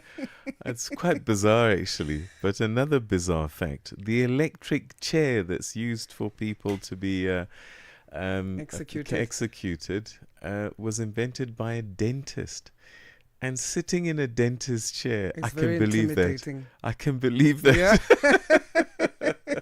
It's a scary thing. Yeah, exactly. Now it makes sense why we're all scared to sit on that chair. Oh, gosh. Dentist. Oh, wow. All right. Okay, let's carry on. And G20 in Africa, exclusive to Channel Africa. Okay, let's take a look at this story now. The well-being of people and the planet must be at the heart of the global economic agenda. That's according to South Africa's C20 Sherpa, Mabalani Mfundisi. Mfundisi was addressing the media in Pretoria, South Africa, on the progress made by C20 working groups ahead of the G20 Leaders Summit scheduled for the 22nd and 23rd of November. Channel Africa's economics reporter Innocent Simosa has more. The C20, which serves as the civil society engagement group within the G20 process under South Africa's presidency, has presented its initial policy draft and recommendations. Mabalani Mfundisi is the C20 Sherpa. Read together with the 14 policy briefs and 2 statements of intent, which have been indicated here, this political declaration or communique outlines a blueprint for transformative, people-centered, and development rooted in justice, dignity, and planetary care. Civil society voices have insisted that 1. The future is political. 2. Justice delayed is justice denied. This political declaration is a mandate to reform global financial systems, to anchor climate action in justice, to democratize technology and data governance, to protect civic space, and to recognize that without reparative action, sustainability remains a fiction. He also emphasized the need for debt restructuring. So what are the C20 general recommendations? We have them packaged in 5 areas. The first area is on economic justice and financial reform, wherein we are talking about redesigning of the financial systems for justice and democratic legitimacy. Number 1 around this is to democratize global governance, reform International Monetary Fund and World Bank quota, and voting structures to reflect real economic contributions of the global south. Mfundisi says prioritizing the well-being of people and the planet should be central in the global economic agenda. We have said that the well-being of people and the health of the planet must be at the center of the global economic agenda. This requires infrastructure investment, community-led health pathways, education and energy initiatives. It rejects extractive models that concentrate wealth and erode local resources, harming communities, degrading ecosystems and further entrenching inequalities. Meanwhile, South Africa's C20 chairperson Thulani Chifuta says over 300 civil society organizations have agreed that this year's G20 must be a people-driven summit. Our biggest claim is that the work of C20 must not only end with the Leaders Summit, which we will be influencing, but the outcomes must show that the voice of civil society has been listened to. As South Africa prepares to host world leaders later this month, the C20 says its message is clear. Global growth must be hand in hand with social justice and environmental sustainability. For Channel Africa News, I'm Innocent Simos in Pretoria. G20 in Africa, exclusive to Channel Africa, championing Africa through solidarity, equality, and sustainability. This is Channel Africa. The Malawian government has announced an immediate ban on maize exports in response to the country's worsening food crisis. The move, aimed at stabilizing local supply and curbing price hikes, comes as over 4 million people face hunger following prolonged dry spells. Authorities say the measure is also intended to protect the livelihoods of millions who rely on maize as their staple food. To speak to us more about this, we're joined now on the line by Chifi Mhango, who is Chief Economist at the Dawn Consultancy Group, or DCG. Chifi, good morning to you and thanks for making time. Good morning to you and morning to listeners. How do you assess the economic impact of Malawi's maize export ban on the country's agricultural sector? Well, look at how the prices of the stabilized markets. So I think it's demand here. Chifi, I'm afraid your network is quite bad. I'm not sure if you're able to move around where you are. If you can try to do so, because we can't hear anything. Oh, can you hear me? It's still a bit bad. It's breaking. Right. Well, let's drop that line and then we'll try and get a hold of Chifi Mhango. He is Chief Economist at the Dawn Consultancy Group, and we're unpacking the Malawian government having announced an immediate ban on maize exports. This in response to the country's worsening food crisis. Africa, voici Abedi. Oui, c'est moi. Abedi est un passionné de musique dans l'âme. Il a un goût pour toutes sortes de musique et passe ses journées à écouter Channel Africa. J'aime beaucoup la musique africaine. Ok. Devinez quoi? Channel Africa veut aider Abedi et les mélomanes du monde entier à découvrir encore plus de musique incroyable. C'est pourquoi Channel Africa appelle les artistes africains à soumettre leur musique. Chers artistes, n'oubliez pas de nous fournir toutes vos informations pertinentes à l'email adresse musique@channelafrica.co.za. Les soumissions sont votre chance d'être entendues, mais elles ne garantissent pas une playlist. Toutes les soumissions seront soigneusement examinées pour voir si elles répondent aux exigences de notre station. Channel Africa, la perspective africaine. Be inspired. Stay informed. Channel Africa, the beauty of life. Now available anytime, anywhere with our new app. All right, Chifi, I understand that you are back with us and your line is a bit better. Yes, can you hear me now? I think it's fine now. That's much perfect. That's much better. It's perfect. So let's go back to that point then. The first point, your assessment of how this maize export ban by Malawi will impact economically the agricultural sector. I think the ban is quite called for in the event that now there's shortage of food in the country. So I think to stabilize the prices of maize in Malawi, obviously the ban comes into effect. So I think there has been a culture of those that are doing maize trading in Malawi, actually holding back in terms of maize on the market, trying to actually push the market, the prices of maize higher. So the government is now taking a reactive approach in the manner whereby now, since they'll be importing maize from countries such as Zambia, obviously to stabilize prices in the market, or the ban is now being impacted in the to actually look at how best the prices can actually be stabilized on the market. Could this decision help to stabilize maize prices in the short term in Malawi? Well, it is always having an impact. I think if you look at the historical aspect in terms of on the monthly side, just a month ago, the price of maize on the Malawi market was trading at over 100,000 Malawi kwacha. Now, because of the element of the importation of food by the government, we've seen the prices actually going down to almost even at half the price of the current price, which was there last month, almost close to 55,000 to 50,000 Malawi kwachas per a bag of 50 kg. So I think it's having a major impact in terms of looking at how best the prices of maize are actually moving in Malawi. And in terms of curbing price hikes, what impact will it have on even competition within Malawi within this maize sector? It is actually quite great in the point of view that one, now the supply of maize on the market seems to be improving. And because of that supply improving, obviously, it is actually creating an element where now demand patterns are more being reduced if you compare on the supply side point of view. So that is actually now bringing in element of price stability in terms of how the maize is actually now being traded on the market. So it's actually having a major impact. So it's one thing to have local solutions to local problems, especially when it comes to a food crisis or food stability within the country. But what will the long-term effects be on Malawi's trade, especially on a regional level when it comes to food markets? Well, I think one of the most important things is that now the new government is now looking at measures to improve production on the agriculture side of Malawi.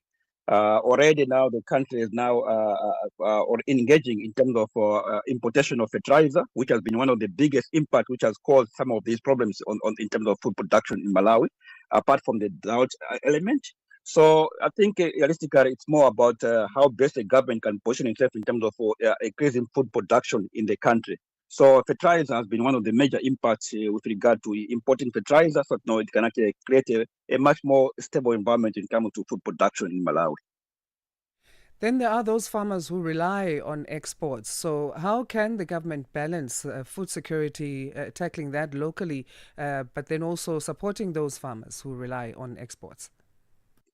Well, it's a question of what products is actually being looked at here. Malawi exports a number of agricultural products, for example, from tobacco to cotton, among others. But when it comes to element of food security, obviously the government has to take an approach in terms of how best that can be stabilized. So I think in the event that like in the case of maize now, obviously I think it makes sense in the sense that food is one of the elements on the which is actually on high demand in Malawi itself. Now you cannot create a condition whereby when food is actually scarce in the country, then you start now exporting it. So I think the market in the market is actually available itself in the country in terms of local consumption. So I think realistically, even though there's this export ban, but I think those that are supposed to be trading in terms of maize will rely on exporting. I think the market is available on the local market.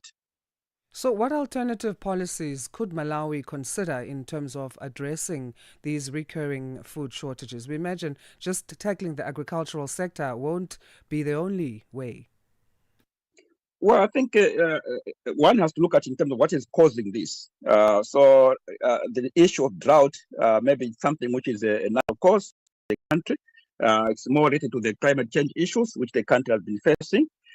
So maybe there the element would be more on the point of view of how you react to the element of climate change, the climate change in the country. So I think one of the solutions that where people have been proposing is that not to have enough food reserves. So I think it's creating an issue in terms of whether the country is actually managing itself with regard to food reserves, where in the event that there is a situation of drought or situation of scarcity of food in the market. So I think increasing the capacity of food reserves in Malawi will be one of the key solutions here.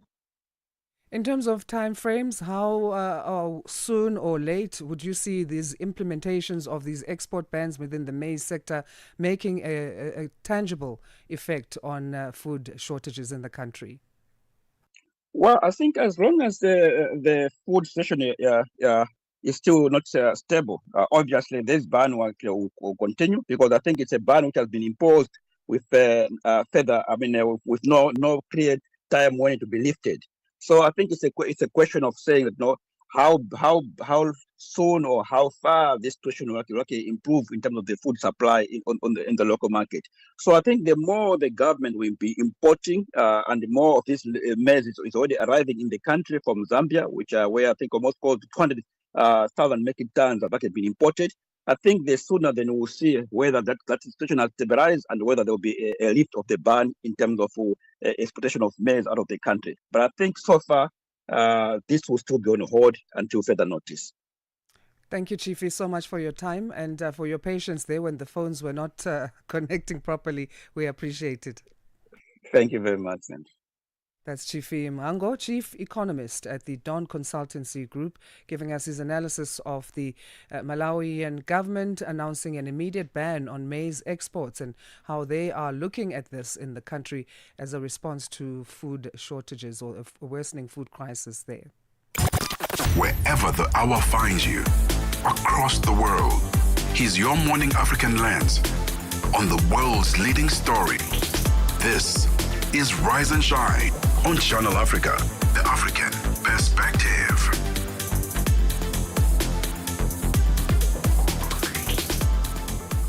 Eight o'clock Central African time it is. Almost 8 o'clock, a few seconds before. And we get into the third and final hour of the program. We are Channel Africa and the show is Rise and Shine. My name is Asanda, Beda. And I'm Peter Ndoro. Yes, indeed. Final hour of the program, and we're taking a look at a couple of important stories. One of them takes us to Ukraine. We started that story in the last hour, where young, vulnerable men in particular have been drawn to Ukraine, being promised lucrative work, and it turns out that it's pretty much mercenary work in the middle of this war between Ukraine and Russia. And President Ramaphosa is pulling out the stops, it seems, to try and get these young people back. But how did they end up there? And there must be a pretty desperate situation for these young people that go as far as a war zone to find some work. So we'll be unpacking that and other stories right here on Channel Africa after the news, as we say good morning once again to Onele Nsinsi, and you can listen out for the sports headlines with Musabudi Makura straight after. SABC News, the African perspective. And thank you, Peter. The International Criminal Court has confirmed charges of war crimes and crimes against humanity against Uganda's fugitive warlord Joseph Kony in absentia. Kony, who's leader of the rebel Lord's Resistance Army, is being charged with 39 counts of war crimes and crimes against humanity. These include murder, rape, using child soldiers, sexual slavery, and forced pregnancies between the year 2002 and 2005. An arrest warrant against Kony was issued in 2005, making him the ICC's longest-standing fugitive. Judges dismissed a request from court-appointed lawyers acting for Kony to stay a decision in the case and instead ruled Kony could be formally charged with all 39 counts put forward by the prosecution. The paramilitary rapid support forces in Sudan say they've agreed to a proposal for a humanitarian ceasefire in the civil war, but the Sudanese army has not yet agreed to the plan which the US and Arab countries have put forward. The BBC's Tom Bateman. I think the key point here is what we've seen from the Trump administration really since the summer is a concerted attempt to try and grip this. I think some of the regional powers involved, namely Egypt, Saudi Arabia and the United Arab Emirates, who together with the US are now called this group the Quad, which have tried to exert pressure on the warring parties, the RSF and the Sudanese military. The administration has made progress in terms of trying to negotiate what they have referred to as a roadmap. John Okoth Ogutu, a Kenyan teacher who had lived in Tanzania for 10 years, is amongst those killed in violent protests following disputed elections in late October. Polling stations were set on fire, demonstrators clashed with police, and gunfire echoed through the streets. Despite the unrest, President Samia Suluhu Hassan was sworn in days later. Blanc Ankla explains. Silence reigns in a modest Nairobi home as a grieving family passes around a photo of John Okoth Ogutu. Ogutu's sister, Jennifer Atieno, said the teacher was heading home when he was caught in the crossfire. We got the news through his friend, who witnessed him getting shot. They were both heading home at the time. That's when he shared the news. He had not gone there as a protester. He lived and tutored there for 10 years. He was here in July when he came for our father's burial, and he went back thereafter. South Africa's President Cyril Ramaphosa has told the National Assembly that he does not interfere in prosecutorial matters. He says his job is to make sure that the people appointed for the prosecutorial institutions do their job independently. Ramaphosa was answering oral questions in the National Assembly. He was asked about the criteria that he uses in selecting a panel that will recommend the appointment of the next Director of Public Prosecutions. He expressed confidence in the panel and its chair, who is the Minister of Justice and Constitutional Development, Mamoloko Kubai. I do not interfere in prosecutorial matters. I have made this very clear in this very House that as President, I am not prepared to act as a prosecutor, as a policeman, as a judge, or any of those, because we have people who've been appointed to execute these tasks. My job is to make sure that those people are appointed. There may be possibilities that there's a temptation to get involved, but I've always guarded against that I should not. And lastly, several world leaders gathered in Brazil for the UN COP30 climate summit have criticized U.S. President Donald Trump for his rhetoric on climate change. Trump is one of the summit's notable absentees, along with the leaders of China and India. The BBC's Justin Roulette. One after another, world leaders, mostly of smaller nations vulnerable to climate change, have lined up in the Amazonian city of Belém to criticize the US president. The leaders of Chile and Colombia called Donald Trump a liar for claiming climate change is a con job at the UN in September. The Brazilian president, while not naming Mr. Trump, warned of extremist forces that fabricate fake news on climate. The message may go down well in the conference hall, but getting agreement on new steps to tackle warming is likely to prove much harder. Channel Africa News, I'm Onele Tsinsi. SABC News. The African Perspective. And coming up in your sports news, Asawa hosting AFCON in Morocco will be key for Africa's growth. That's according to President Patrice Motsepe, while South Africa level the ODI series against Pakistan. Details coming up at 8:30. Where Africa's voices rise with stories that matter, we lead the conversation. Channel Africa, the African perspective. Wake up, Africa. Peter Ndoro and Asanda Beda are here to help you rise and shine. Weekdays, 6 till 9 a.m. Central African Time. Only on Channel Africa. South Africa is facing a growing outcry after 17 South African men, all aged between 20 and 39, issued urgent pleas for help from Ukraine's war-torn Donbas region. The men say that they were recruited under false pretenses. Law of well-paid security jobs, only to find themselves trapped in active combat zones linked to the Ukraine-Russia conflict. President Cyril Ramaphosa has since ordered an investigation into how these men were recruited, how they left the country, and who may have facilitated their entry into a foreign war.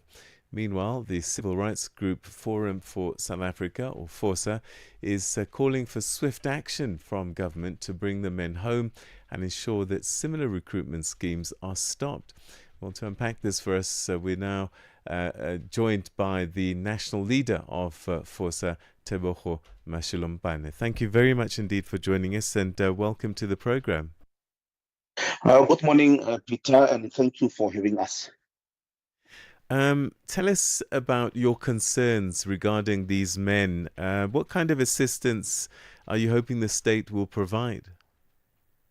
Yeah, what we are asking the state is that they need to go and fetch them. They can use military aircraft and go and fetch them. They can follow the diplomatic channels and make appointments and then bring them back home.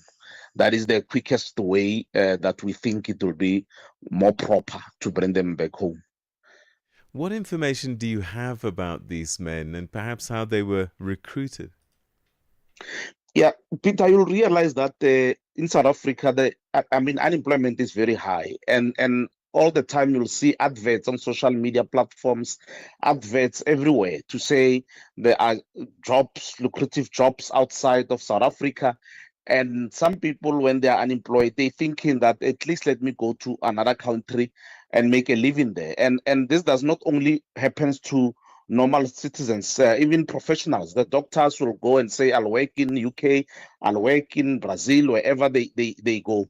So the problem here is the scams that are already in the country.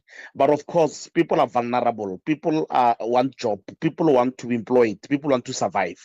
So that is why we don't put heavy blame on them to say, why did you go there? It can happen to any person. So they went there because they were promised jobs. So that is what we know. And then unfortunately, they were channeled somewhere else. Where they were not supposed to be channeled. But the issue was that they were recruited, because at some stage we came across somebody who was also recruited. They say there's this lucrative job outside of South Africa. That is why we understand that people did not know. They went there because they were looking for a job. Have you been able to establish at all who these recruiters might be and who facilitated the travel? I mean, there must be, I guess, local agents, or is it all happening online? It happens through agencies. That is why we have a problem with our intelligence in the country, the state intelligence, because these things, when they happen online, and then whether through agents or online, the matter is that South Africans cannot leave the country without the intelligence knowing. This shows the weakness of our intelligence. There's a country where you go, the citizens live.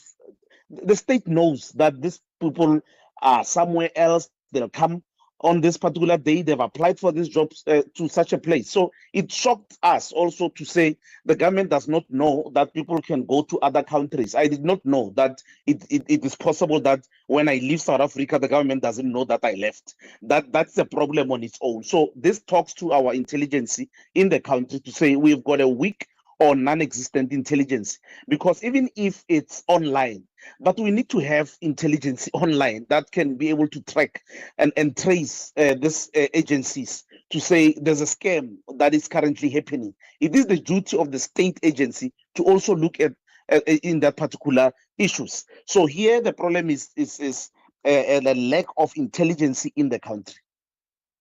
Have you been in contact with the families of these men? And if so, what are they telling you about the condition that they're in and their situation on the ground in Ukraine? Yeah, we are trying to get hold of the families. We are not successful yet, but our office is busy trying to get hold of the families so that we can understand exactly why did they leave, what did they tell them exactly before they leave, and then the type of agencies, if it was an agency, if it was they just applied online. maybe they can assist. As I'm saying, there's a one person that we also know, but it's not part of that, who also applied for this particular job that they are recruiting people to work outside. So sometimes they just do it online, but we are trying to get hold of the families. So when we say Ukraine, Donbass, who are they fighting for? Is it Russia? Is it Ukraine? Or are they just stuck in the middle? They're in the middle because Ukraine embassy says no, we don't know these people. They are not on our side.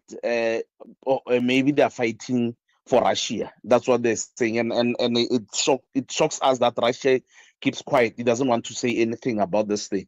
And then there's rumors that Russia also do recruit Africans to come that side to fight for on their side. So, but those are rumors. We are not sure.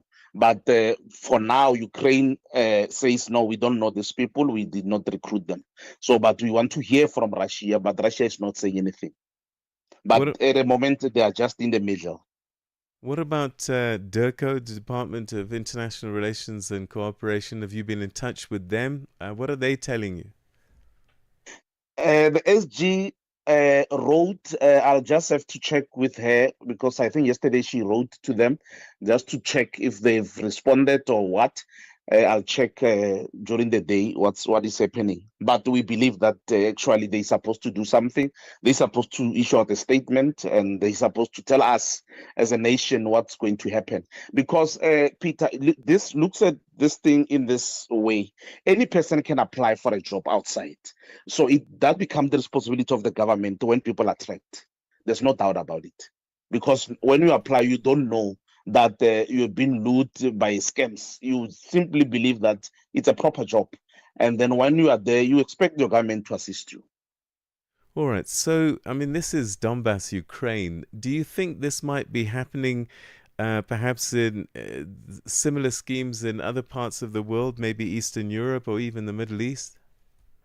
Yeah, no, I believe it's the same thing because I think last year also you also realize that there were videos also circulating of recruitment of people. So I believe it's similar to that.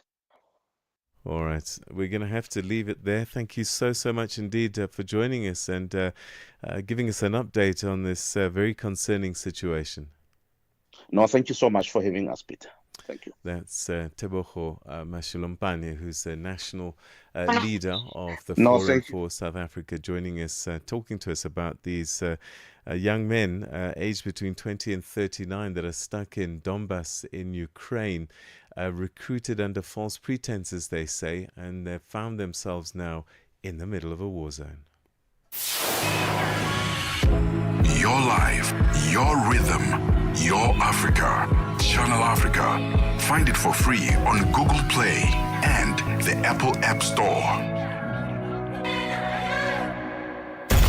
From Cape to Cairo, Dakar to Dar es Salaam, rise and shine with Peter Ndoro and Asanda Beda on Channel Africa. It's 15 minutes past 8 now, Central African time. Let's go to Tanzania, where we look at the events that have shaped the week in that country following the election results. Tanzania's President Samia Suluhu Hassan was sworn in on Monday for a second term in office following her landslide election victory. But her win was dismissed by the opposition parties and security remains tight across the country as widespread protests against the election results continue. At least 500 people have been killed in the unrest. The African Union observers described the election as compromised, and now the deputy leader of Tanzania's main opposition party, Chadema, is facing terrorism charges. John Hesh is being held in the main city of Dar es Salaam, where he was informed of the charges. Now, to discuss all of this further and how the unrest in Tanzania is affecting neighboring countries as well, we speak to Dr. George Chaima. He is a political analyst based in Malawi. Dr. Chaima, thank you for joining us this morning and for your time. You are very welcome. Good morning. Good morning. Tanzania has gone through a lot this week. It's gone through a lot, I think, in the past few months leading up to these elections. But 500 people have been killed in unrest. President Samia Suluhu Hassan was sworn in, and now the opposition deputy leader has been detained on charges of terrorism. What do you make of the political events in Tanzania generally?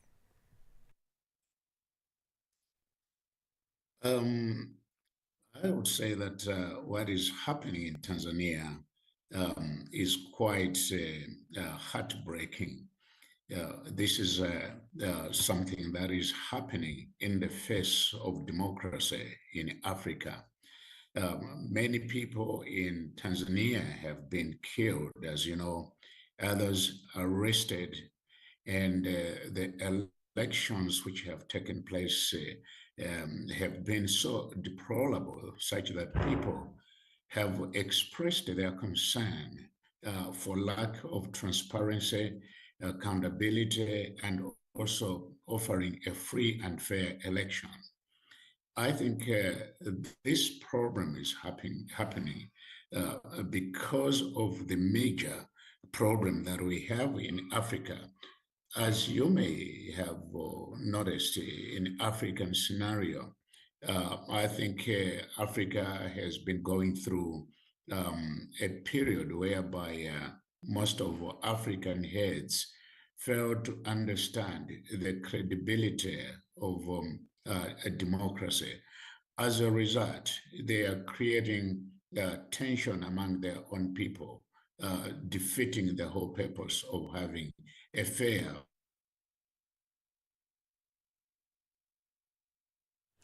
Dr. Sharima, you still there? I think we've lost the doctor. We'll try and get a hold of him again. Our lines are not on our side today. I don't know what's happening on this Friday. They're ready for the weekend. They want to rest, our lines. We're going to try and get a hold of him again. We're looking at the week's events of Tanzania after the announcement of election results and the swearing in of President Samia Suluhu Hassan for a second term, as well as now the detaining of a deputy leader for the opposition on charges of terrorism. We're going to try and get a hold of the doctor again.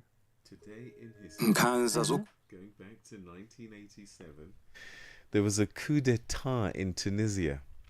And this was a bloodless coup. Prime Minister Zine El Abidine Ben Ali declared president for life Habib Bourguiba medically unfit to govern and immediately assumed the presidency himself. And this ended Bourguiba's 30-year rule. But what we didn't know at the time is that Ben Ali, who took over, would take over for 24 years. And then he, of course, was ousted with the Arab Spring in 2011. All right, I think your guest is we've back. got, Doctor, are you back?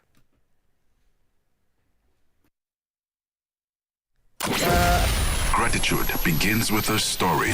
Find yours on Channel Africa. Now streaming on our new website and mobile app. The rhythm of Africa. The pulse of the continent. This is Channel Africa. The African perspective. Your morning companion with the stories that matter. This is Rise and Shine on Channel Africa. Okay, we're back with our conversation on Tanzania, looking overall in terms of what's happened and transpired as far as elections that were taking place in the country are concerned, speaking to Dr. George Chaima. Dr. George, thanks for your patience and for being back.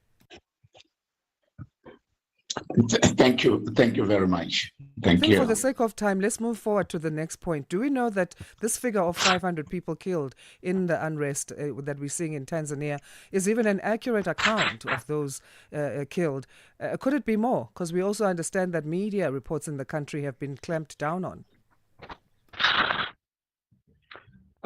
It's very difficult to agree with the numbers which are being published.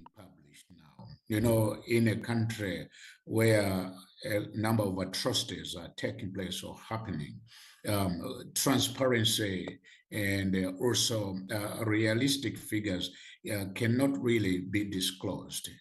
This is a country which is receiving a lot of criticism at the moment. And President Sisulu, I think, is slowly turning into an African dictator than a Democrat. So as a result, the loss of lives that is taking place there cannot be disclosed with realistic numbers or realistic figures. There could be more people killed, there could be more people detained, and there could be more people missing. So I think what is happening in Tanzania at this stage is very, very deplorable and uncalled for. I wish the regional blocs like SADC, COMESA, even the African Union would intervene quickly to bring sanity and direct President Sisulu to realize that in democracy, the citizens' rights matter most than political positions. As we talk of the region, Malawi has been affected by the shutdown and protests in Tanzania. The country, Malawi, is now experiencing fuel shortages. Would the negative impact on regional trade be a motivating factor for Tanzania to resolve this issue? What can be done on that front? Well, economically, Malawi is one of those countries that are concerned and affected because, we receive most of our imports, especially fuel, through Tanzania's ports. And so there's no smooth transit of goods from the ports in Tanzania to Malawi and even also other countries like Zambia. So this has got a negative impact on our economy and also promotion of trade. I would believe that the heads of governments within the region should call for an emergency meeting to sit down and discuss on how to bring sanity in Tanzania so that no more loss of lives and also no more loss on economic benefits which the countries share among themselves through various channels. Kenya's solidarity with the people of Tanzania, can this yield any influence for better action from the government of President Samia Suluhu Hassan in heeding the calls of Tanzanians for better democracy? I think promotion of democracy is very important in this region of Africa, as well as following the same political democratic trends taking place across the world. It's very unfortunate that where lives are lost and goods destroyed and freedom to choice in democracy is denied, one can choose to rally solidarity with the lawbreakers and also rights violators like what is happening in Tanzania. I should believe.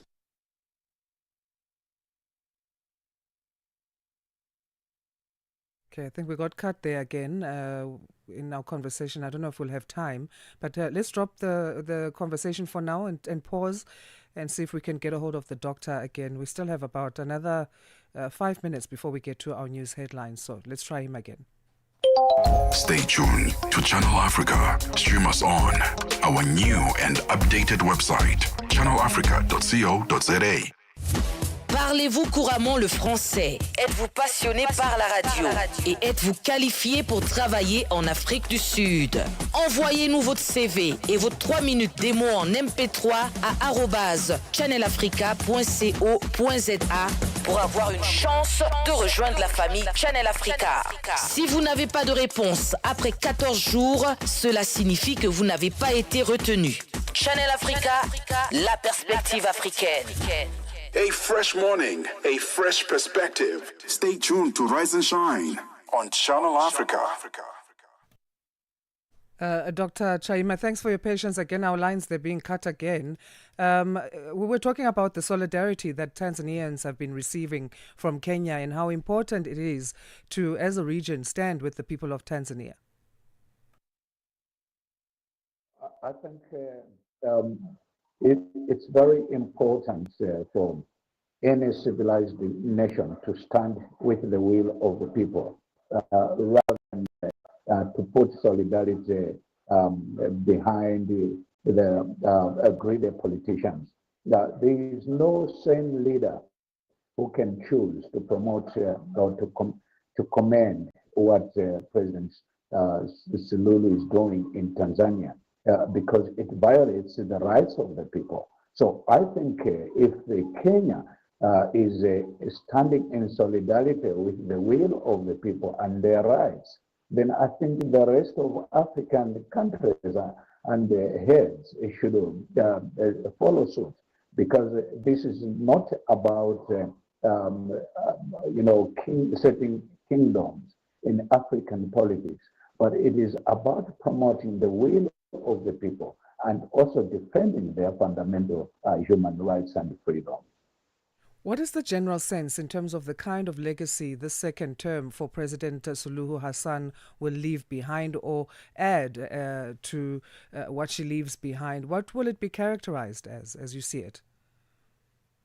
I think to be point blank, it is obvious that President Suluhu will leave a bitter legacy behind. Very, very negative legacy. And she is putting herself on a global map as maybe the first female dictator in Africa, a thing which is totally different from the good legacy which other female leaders living in Africa. We have had the president, Salif Johnson in Liberia. She left her position at a very good footing and with a good name behind. We have had Dr. Joyce Banda in Malawi, and also we have another president in Namibia, a female president. These have got good news as contrary to what President Suluhu has. So I think in her second term, she is messing up and will leave a very negative legacy behind as a female dictator mushrooming out of African continent. Sad thing to note, but let's leave it on that particular point, Doctor, and thanks again for your time. You are very welcome. Sorry about the poor network connectivity.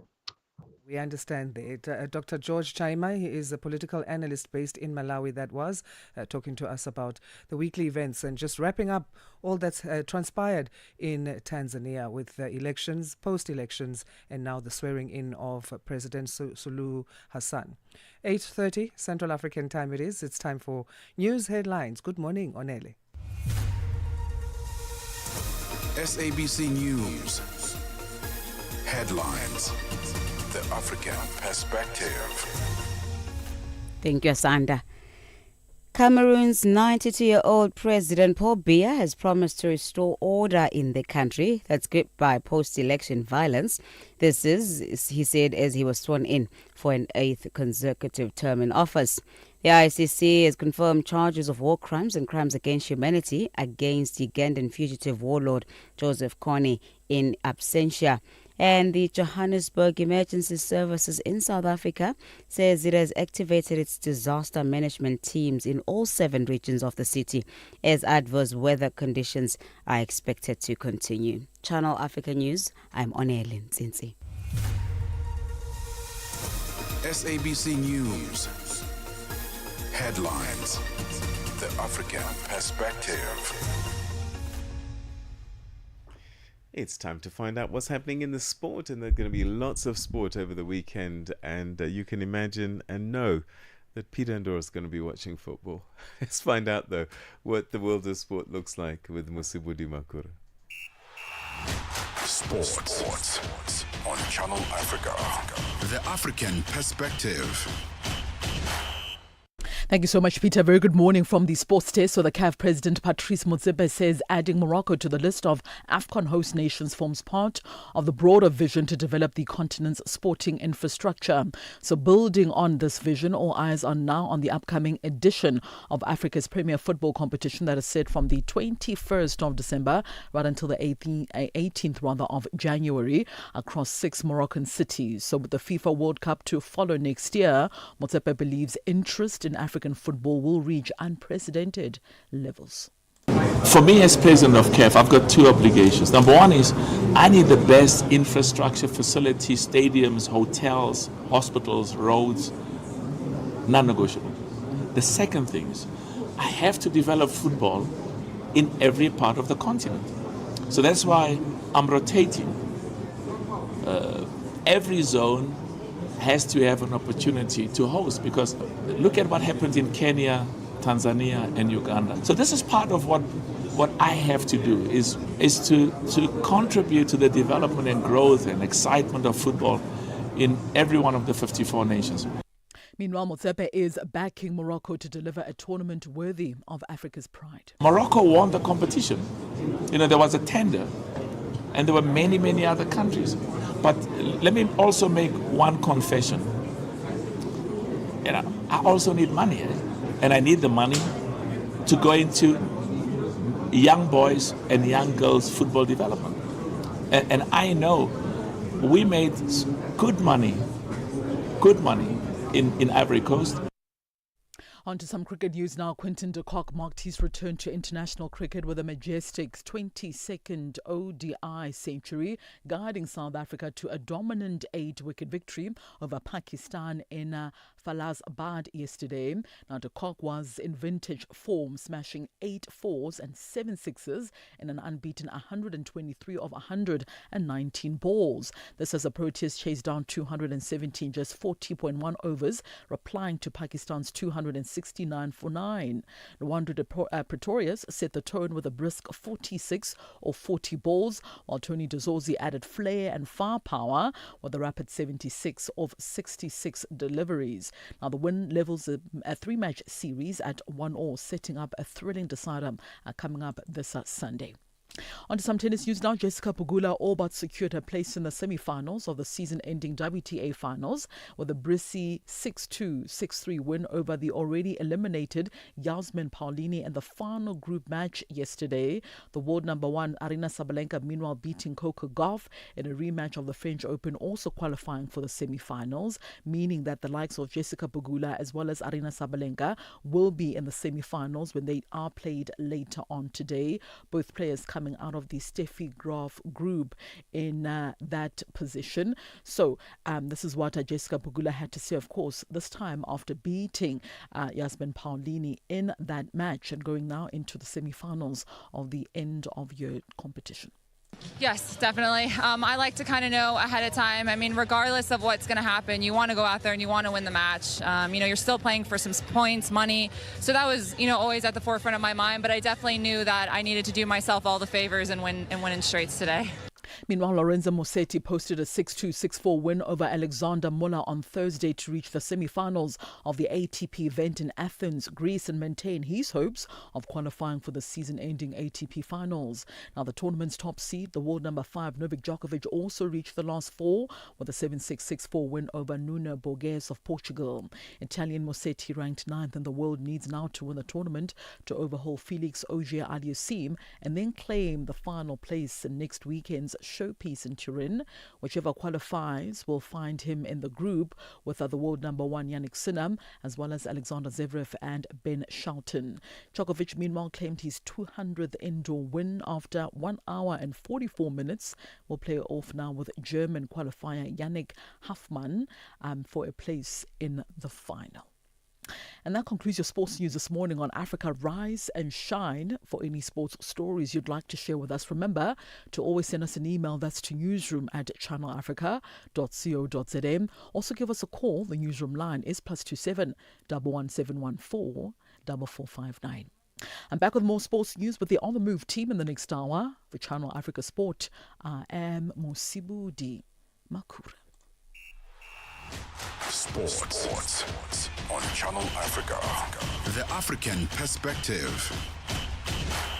Africa Update on Channel Africa with Lulu Kabu. Mozambique's opposition leader Venancio Mondlane has been charged with incitement to terrorism and disobedience. He faces a total of 5 charges. The charges relate to post-election violence that left hundreds of people dead. What punishment is he looking at? The most severe charges are 2. One is incitement for terrorism, and also is being charged for mobilizing people for terrorism during the protests. These charges are really serious and severe. If he is condemned, is found guilty, he could serve 10 years plus years in jail, meaning that he would be banned from political participation, mainly for the 2028 and 2029 electoral cycle. The director of CDD, the Center for Democracy and Development, Adriano Novunga. Africa Update with Lulu Kabu, 12 to 1 p.m. Central African Time.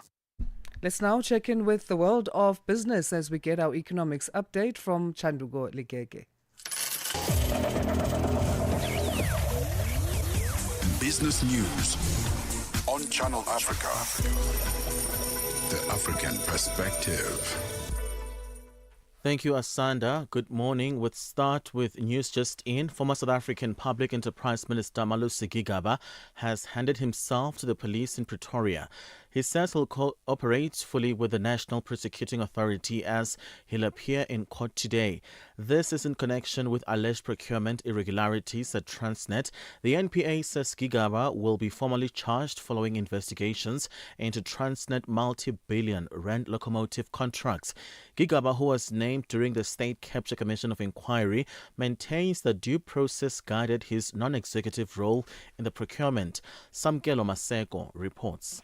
The matter does relate to a state-owned company, Transnet, during his time, and there are particular links to the Gupta family and what transpired, particularly when it came to the capturing of the state-owned enterprises during that particular period that was being investigated by the State Capture Commission of Inquiry led by former Deputy Chief Justice Raymond Zondo. French group CMA CGM has reversed a decision to suspend cargo shipments to Mali over safety concerns and a fuel shortage. In early September, Al-Qaeda-linked militant group Jamaat Nusrat al-Islam wal Muslimin JNMIM announced a blockade on fuel imports to the landlocked West African country. The company met with officials at Mali's Ministry of Transport yesterday. CMA CGM, one of the world's largest shipping firms, had issued a custom advisory on Wednesday saying that road shipments to Mali were suspended until further notice. The Civil 20C20 South Africa Working Group on Poverty Alleviation and Food Sustainability says small-scale farmers contribute significantly to the growth and development of economies, and that measures are needed to ensure that arable land is used to the benefit of the population.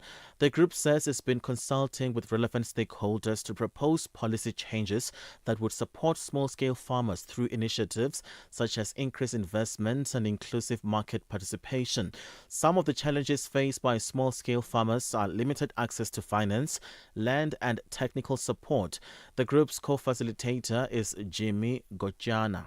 The issue of poverty and food sustainability are closely linked, and addressing one often requires tackling the other. So you cannot miss, both, elements. We are of the view that government should create an enabling and conducive environment for building international development cooperation. And we're saying this because sustainable development is key to reducing poverty. So in this instance, we are hoping that government will play a critical role to support this initiative. But not only that, the private sector, the development agencies, all these bodies. An International Monetary Fund official says its mission to Senegal has concluded without a new lending program, that it aims to finalize one as soon as possible. Mission Chief Edward Jamail says that talks will continue in the coming weeks and that Senegal is serious about getting its debts in check after discovering billions in debt that the previous administration had not reported to the IMF. The fund froze Senegal's previous $1.8 billion lending program last year after the then new leaders revealed the hidden debts, which have since ballooned to more than $11 billion. Shareholders of the electric car company Tesla have approved a record-breaking pay package for the owner Elon Musk. More than three-quarters of shareholders voted in favor of the plan.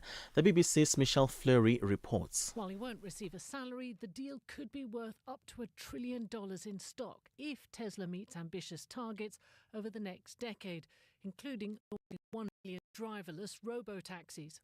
This isn't the first time shareholders have voted to approve his compensation package, but a previous deal was struck down by a judge who ruled that the board was too cosy with Mr. Musk in designing it. If he's to become history's first trillionaire, Mr. Musk will now have to deliver on the future he's promised, one filled with robots and robo-taxis. $1 in Nigeria is trading at 1,439 naira, in Botswana 13 pula 33, Kenya 128 shilling 24, Zambia 22 kwacha 29. BRICS countries, $1 in Brazil is at 5.35, in Russia 81 rubles 29, India 88 rupees 62, China 71.12, South Africa 17 rand 37 cents. Commodities, gold is at $3,997, platinum at $1,550 per ounce. The price of Brent crude oil at $63.87 a barrel. For any business stories you'd like to share with us, please send us an email to newsroom@channelafrica.co.za, or you can call us on +27 11 714 4459. For Channel Africa Business, I am Chandruko Ligege. Business news on Channel Africa. The African perspective. This is Channel Africa. All right, it's Fridays, and on Rise and Shine, we bring you some news from the world of entertainment, of the arts, of all things that you can think of that keep us busy over the weekends, I guess, and fun times wise. And Ntlantla Mahlangu compiles this segment. It's called the Arty Beat, and she'll tell us what she was up to in this past week. Let's take a listen.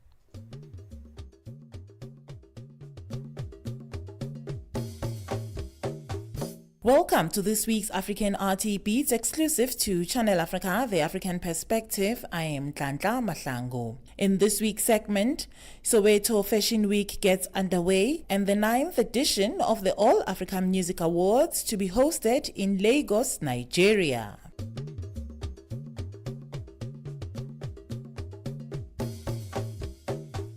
Soweto Fashion Week, a platform that celebrates creativity, innovation, and the vibrant spirit of South African design, got underway at the Soweto Theatre in the province of Gauteng, South Africa.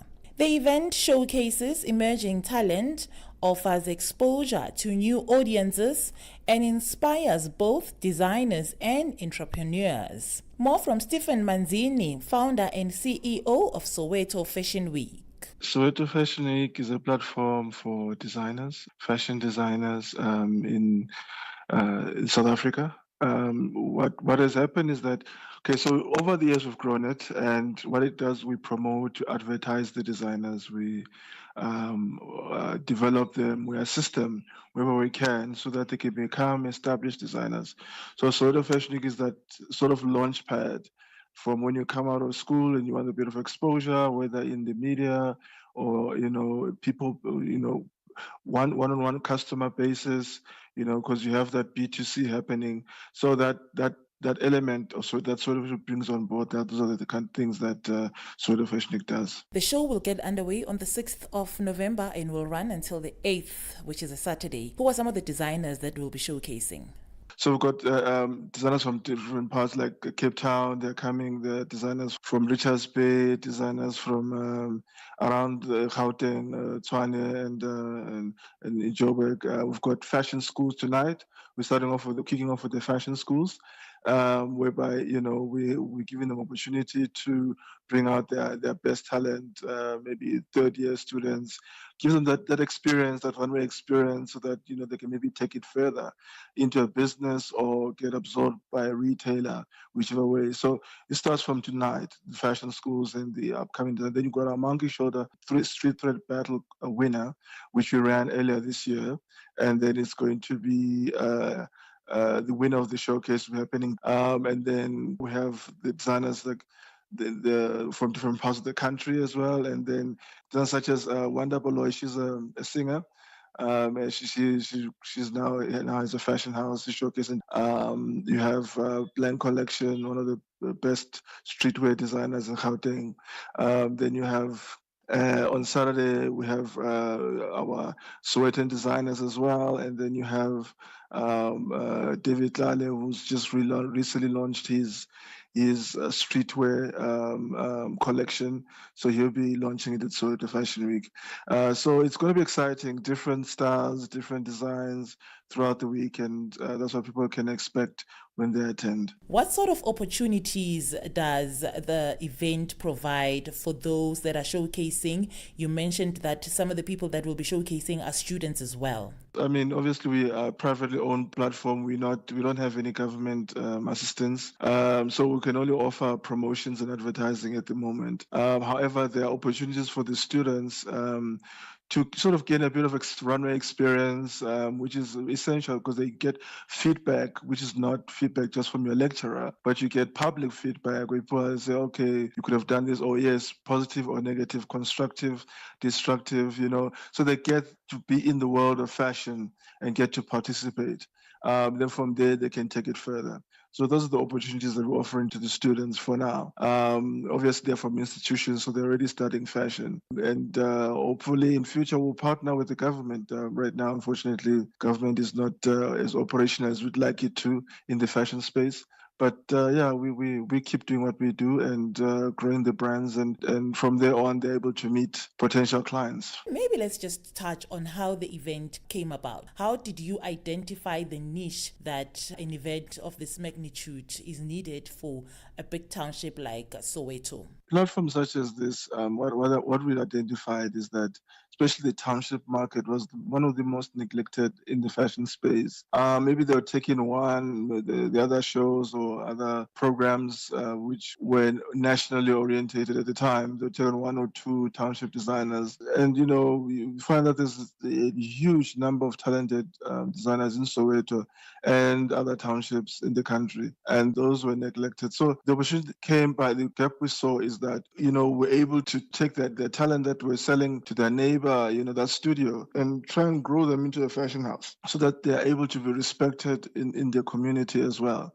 Because when you see a designer that you're buying a dress from, maybe for a wedding, or, you're the one getting married, or whatever reasons you're seeing a designer for a matric dance, you see them on TV and they're wearing their talent with pride, or on the radio, or, on newspaper. That brings more customers and, that word of mouth, and it brings prestige, even you as a customer, imparting like, this guy, he was, front page, on some news article. So that alone, those are the gaps that I realized that they were not really being displayed the way that they should and taking pride as township designers. They were always told, oh, get out of the township, move, which is okay to get out of the township. But sometimes, you can thrive even in the township. You don't have to always leave the township. So that's a gap that we realized, and we took advantage of it. So we thank those that have assisted us. We've had sponsors along the way that have helped that collaboration with sponsors. Right now we have Cream of Nature, Monkey Shoulder, they're assisting designers, whether in competition or even stylists. So this is the fashion week goes beyond just designers. You have hairstylists, you have makeup artists, you have all these players, and those stylists even go further, some of them, to style magazines, and they'll tell my first styling, I learned it at Soweto Fashion Week. Now, I'm doing this for this magazine or that newspaper. So there's a whole chain of benefit from the entire beauty and fashion industry upliftment.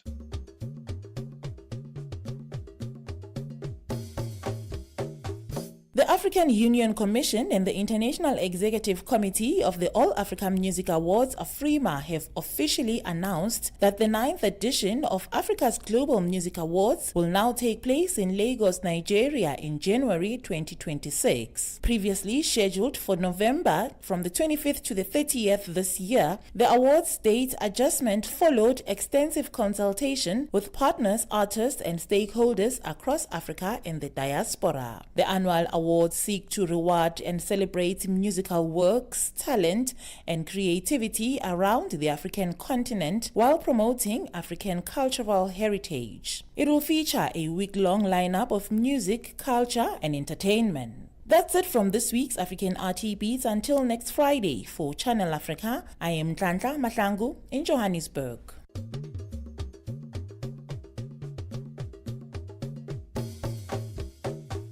Channel Africa, the African perspective. Right, it's 8:52 Central African time, and in South Africa, former Public Enterprises Minister Malusi Gigaba is expected to hand himself over to police in Pretoria this morning. He's set to appear in court on charges linked to alleged corruption at Transnet, the country's state-owned freight and rail and logistics company. Prosecutors say that the charges relate to multi-billion rand locomotive contracts that became a central focus of South Africa's State Capture Commission, an inquiry into large-scale government corruption during the previous decade. Gigaba, who later became an ANC Member of Parliament, denies wrongdoing and says that he will willfully cooperate with the investigation. We're now joined by SABC senior reporter Samkele Maseko for the latest. Samkele, great to talk to you. This is quite a significant development. Take us through where we are this morning. Indeed, it is quite significant. The former Minister of Public Enterprises, Malusi Gigaba, has handed himself over to the IDEC offices in Pretoria, in Linwood. He is currently engaging with the prosecutors of IDEC and also with his legal team that he is currently with there. This case does relate to the purchase of locomotives for Transnet. Back when he was still the Minister of Public Enterprises, his legal team is saying that he should not only be the one who is charged, they also should be the Ministry of Finance that is also charged alongside with him. His legal team is definitely engaging with the state prosecutors that belong to IDEC at this point in time. He's maintained his innocence throughout all of this. Some of the evidence that came out through the State Capture Commission was quite damning, though, wasn't it? Indeed, he has maintained his innocence throughout this particular case. He is saying through his post on his social media X accounts this morning that the truth from lies will be siphoned out within this particular case, and that he has full confidence in the NPA in prosecuting this particular matter, and that he will be able to clear himself from any charges of corruption that may be laid against him. He says that he is not fully aware at this point in time on what the charges relate to, but they do go in line with the investigations around the procurement of locomotives for state-owned company Transnet. So is he appearing in court today? And I guess after being formally charged, there'll be issues of bail and things like that. Indeed, he will appear before the Specialized Commercial Crimes Court today in Pretoria. That will then ultimately mean he will seek bail, and ultimately his legal team will apply for that bail. And if he is granted, the state will investigate. His legal team will prepare for a court date that is yet to be set. What does this mean for his political career now? Because there is a thing within the party, isn't there, that once you're formally charged, then your positions have to be relinquished. Effectively, he will have to, when he's formally charged, he will have to send a letter to the Secretary General of the ANC, Fikile Mbalula, stepping aside from all of his political responsibilities within the party. He will remain a member of parliament. I'm not yet sure whether he will step aside as the chairperson of the portfolio committee, but he will effectively step aside in all responsibilities within the African National Congress. And then I guess for people who've been watching the State Capture Commission, wondering when people will get charged, might this be the beginning of a series of arrests, do you think? It does certainly look like it's going to be a beginning of a series of arrests going forward. A number of individuals will likely be arrested and charged going forward. Samkele, thank you very much indeed for that update. All right, that's SABC senior reporter Samkele Maseko giving us an update on former, my goodness, you choose the ministry. He had so many jobs. Former finance minister, public enterprises minister, home affairs minister. Malusi Gigaba handing himself over to police this morning will appear in court and on charges relating to the state rail and logistics company corruption. We'll have to wait and see. Big story. Good morning, Miss Friday. Good morning.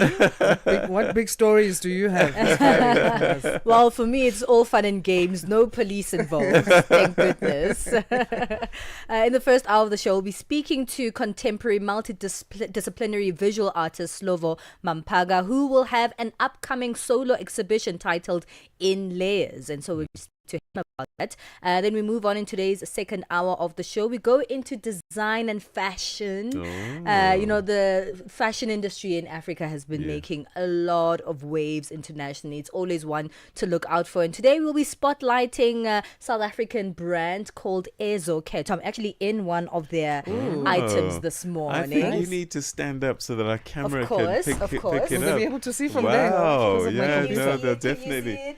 The camera will that's nice and bright. Very nice. Wow. And so the founder Lele Dlamini will be coming into studio to chat to us about that particular brand. Does Lele do men's clothes as well? No, Lele does women's clothes. Aye, my Hashtag bubble. proudly South African. And then we're going to be wrapping up with award-winning music producer, DJ and percussionist Mr. Lou, who's also coming into studio. And just now we were hearing about the Soweto Fashion Festival, Soweto Fashion Week Right. from Nhlanhla Mahlangu. This Very week was exciting. also Nigeria Fashion Week. So yeah, Wow. fashion has been making waves. And Mina, I just wear suits. That's all I do. Maybe Lele can put something together for you. Please put in a word for me. Wherever the hour finds you, across the world, he's your morning African lens on the world's leading story. This is Rise and Shine on Channel Africa, the African perspective.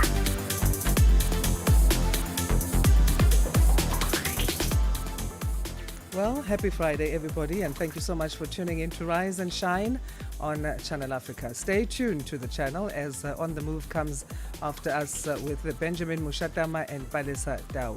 We'll be back with you on Monday, 6 till 9. My name is Asanda Beda. And I'm Peter Ndoro. What are you doing this weekend? I just want to rest.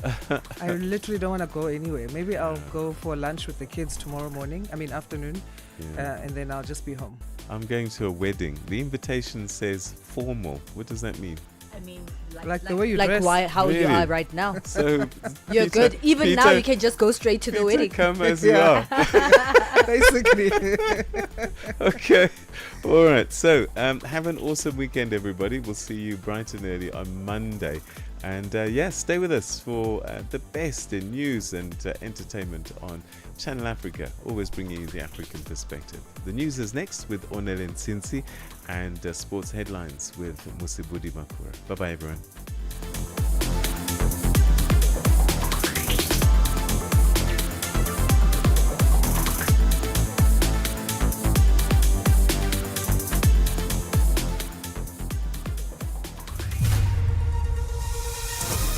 SABC News.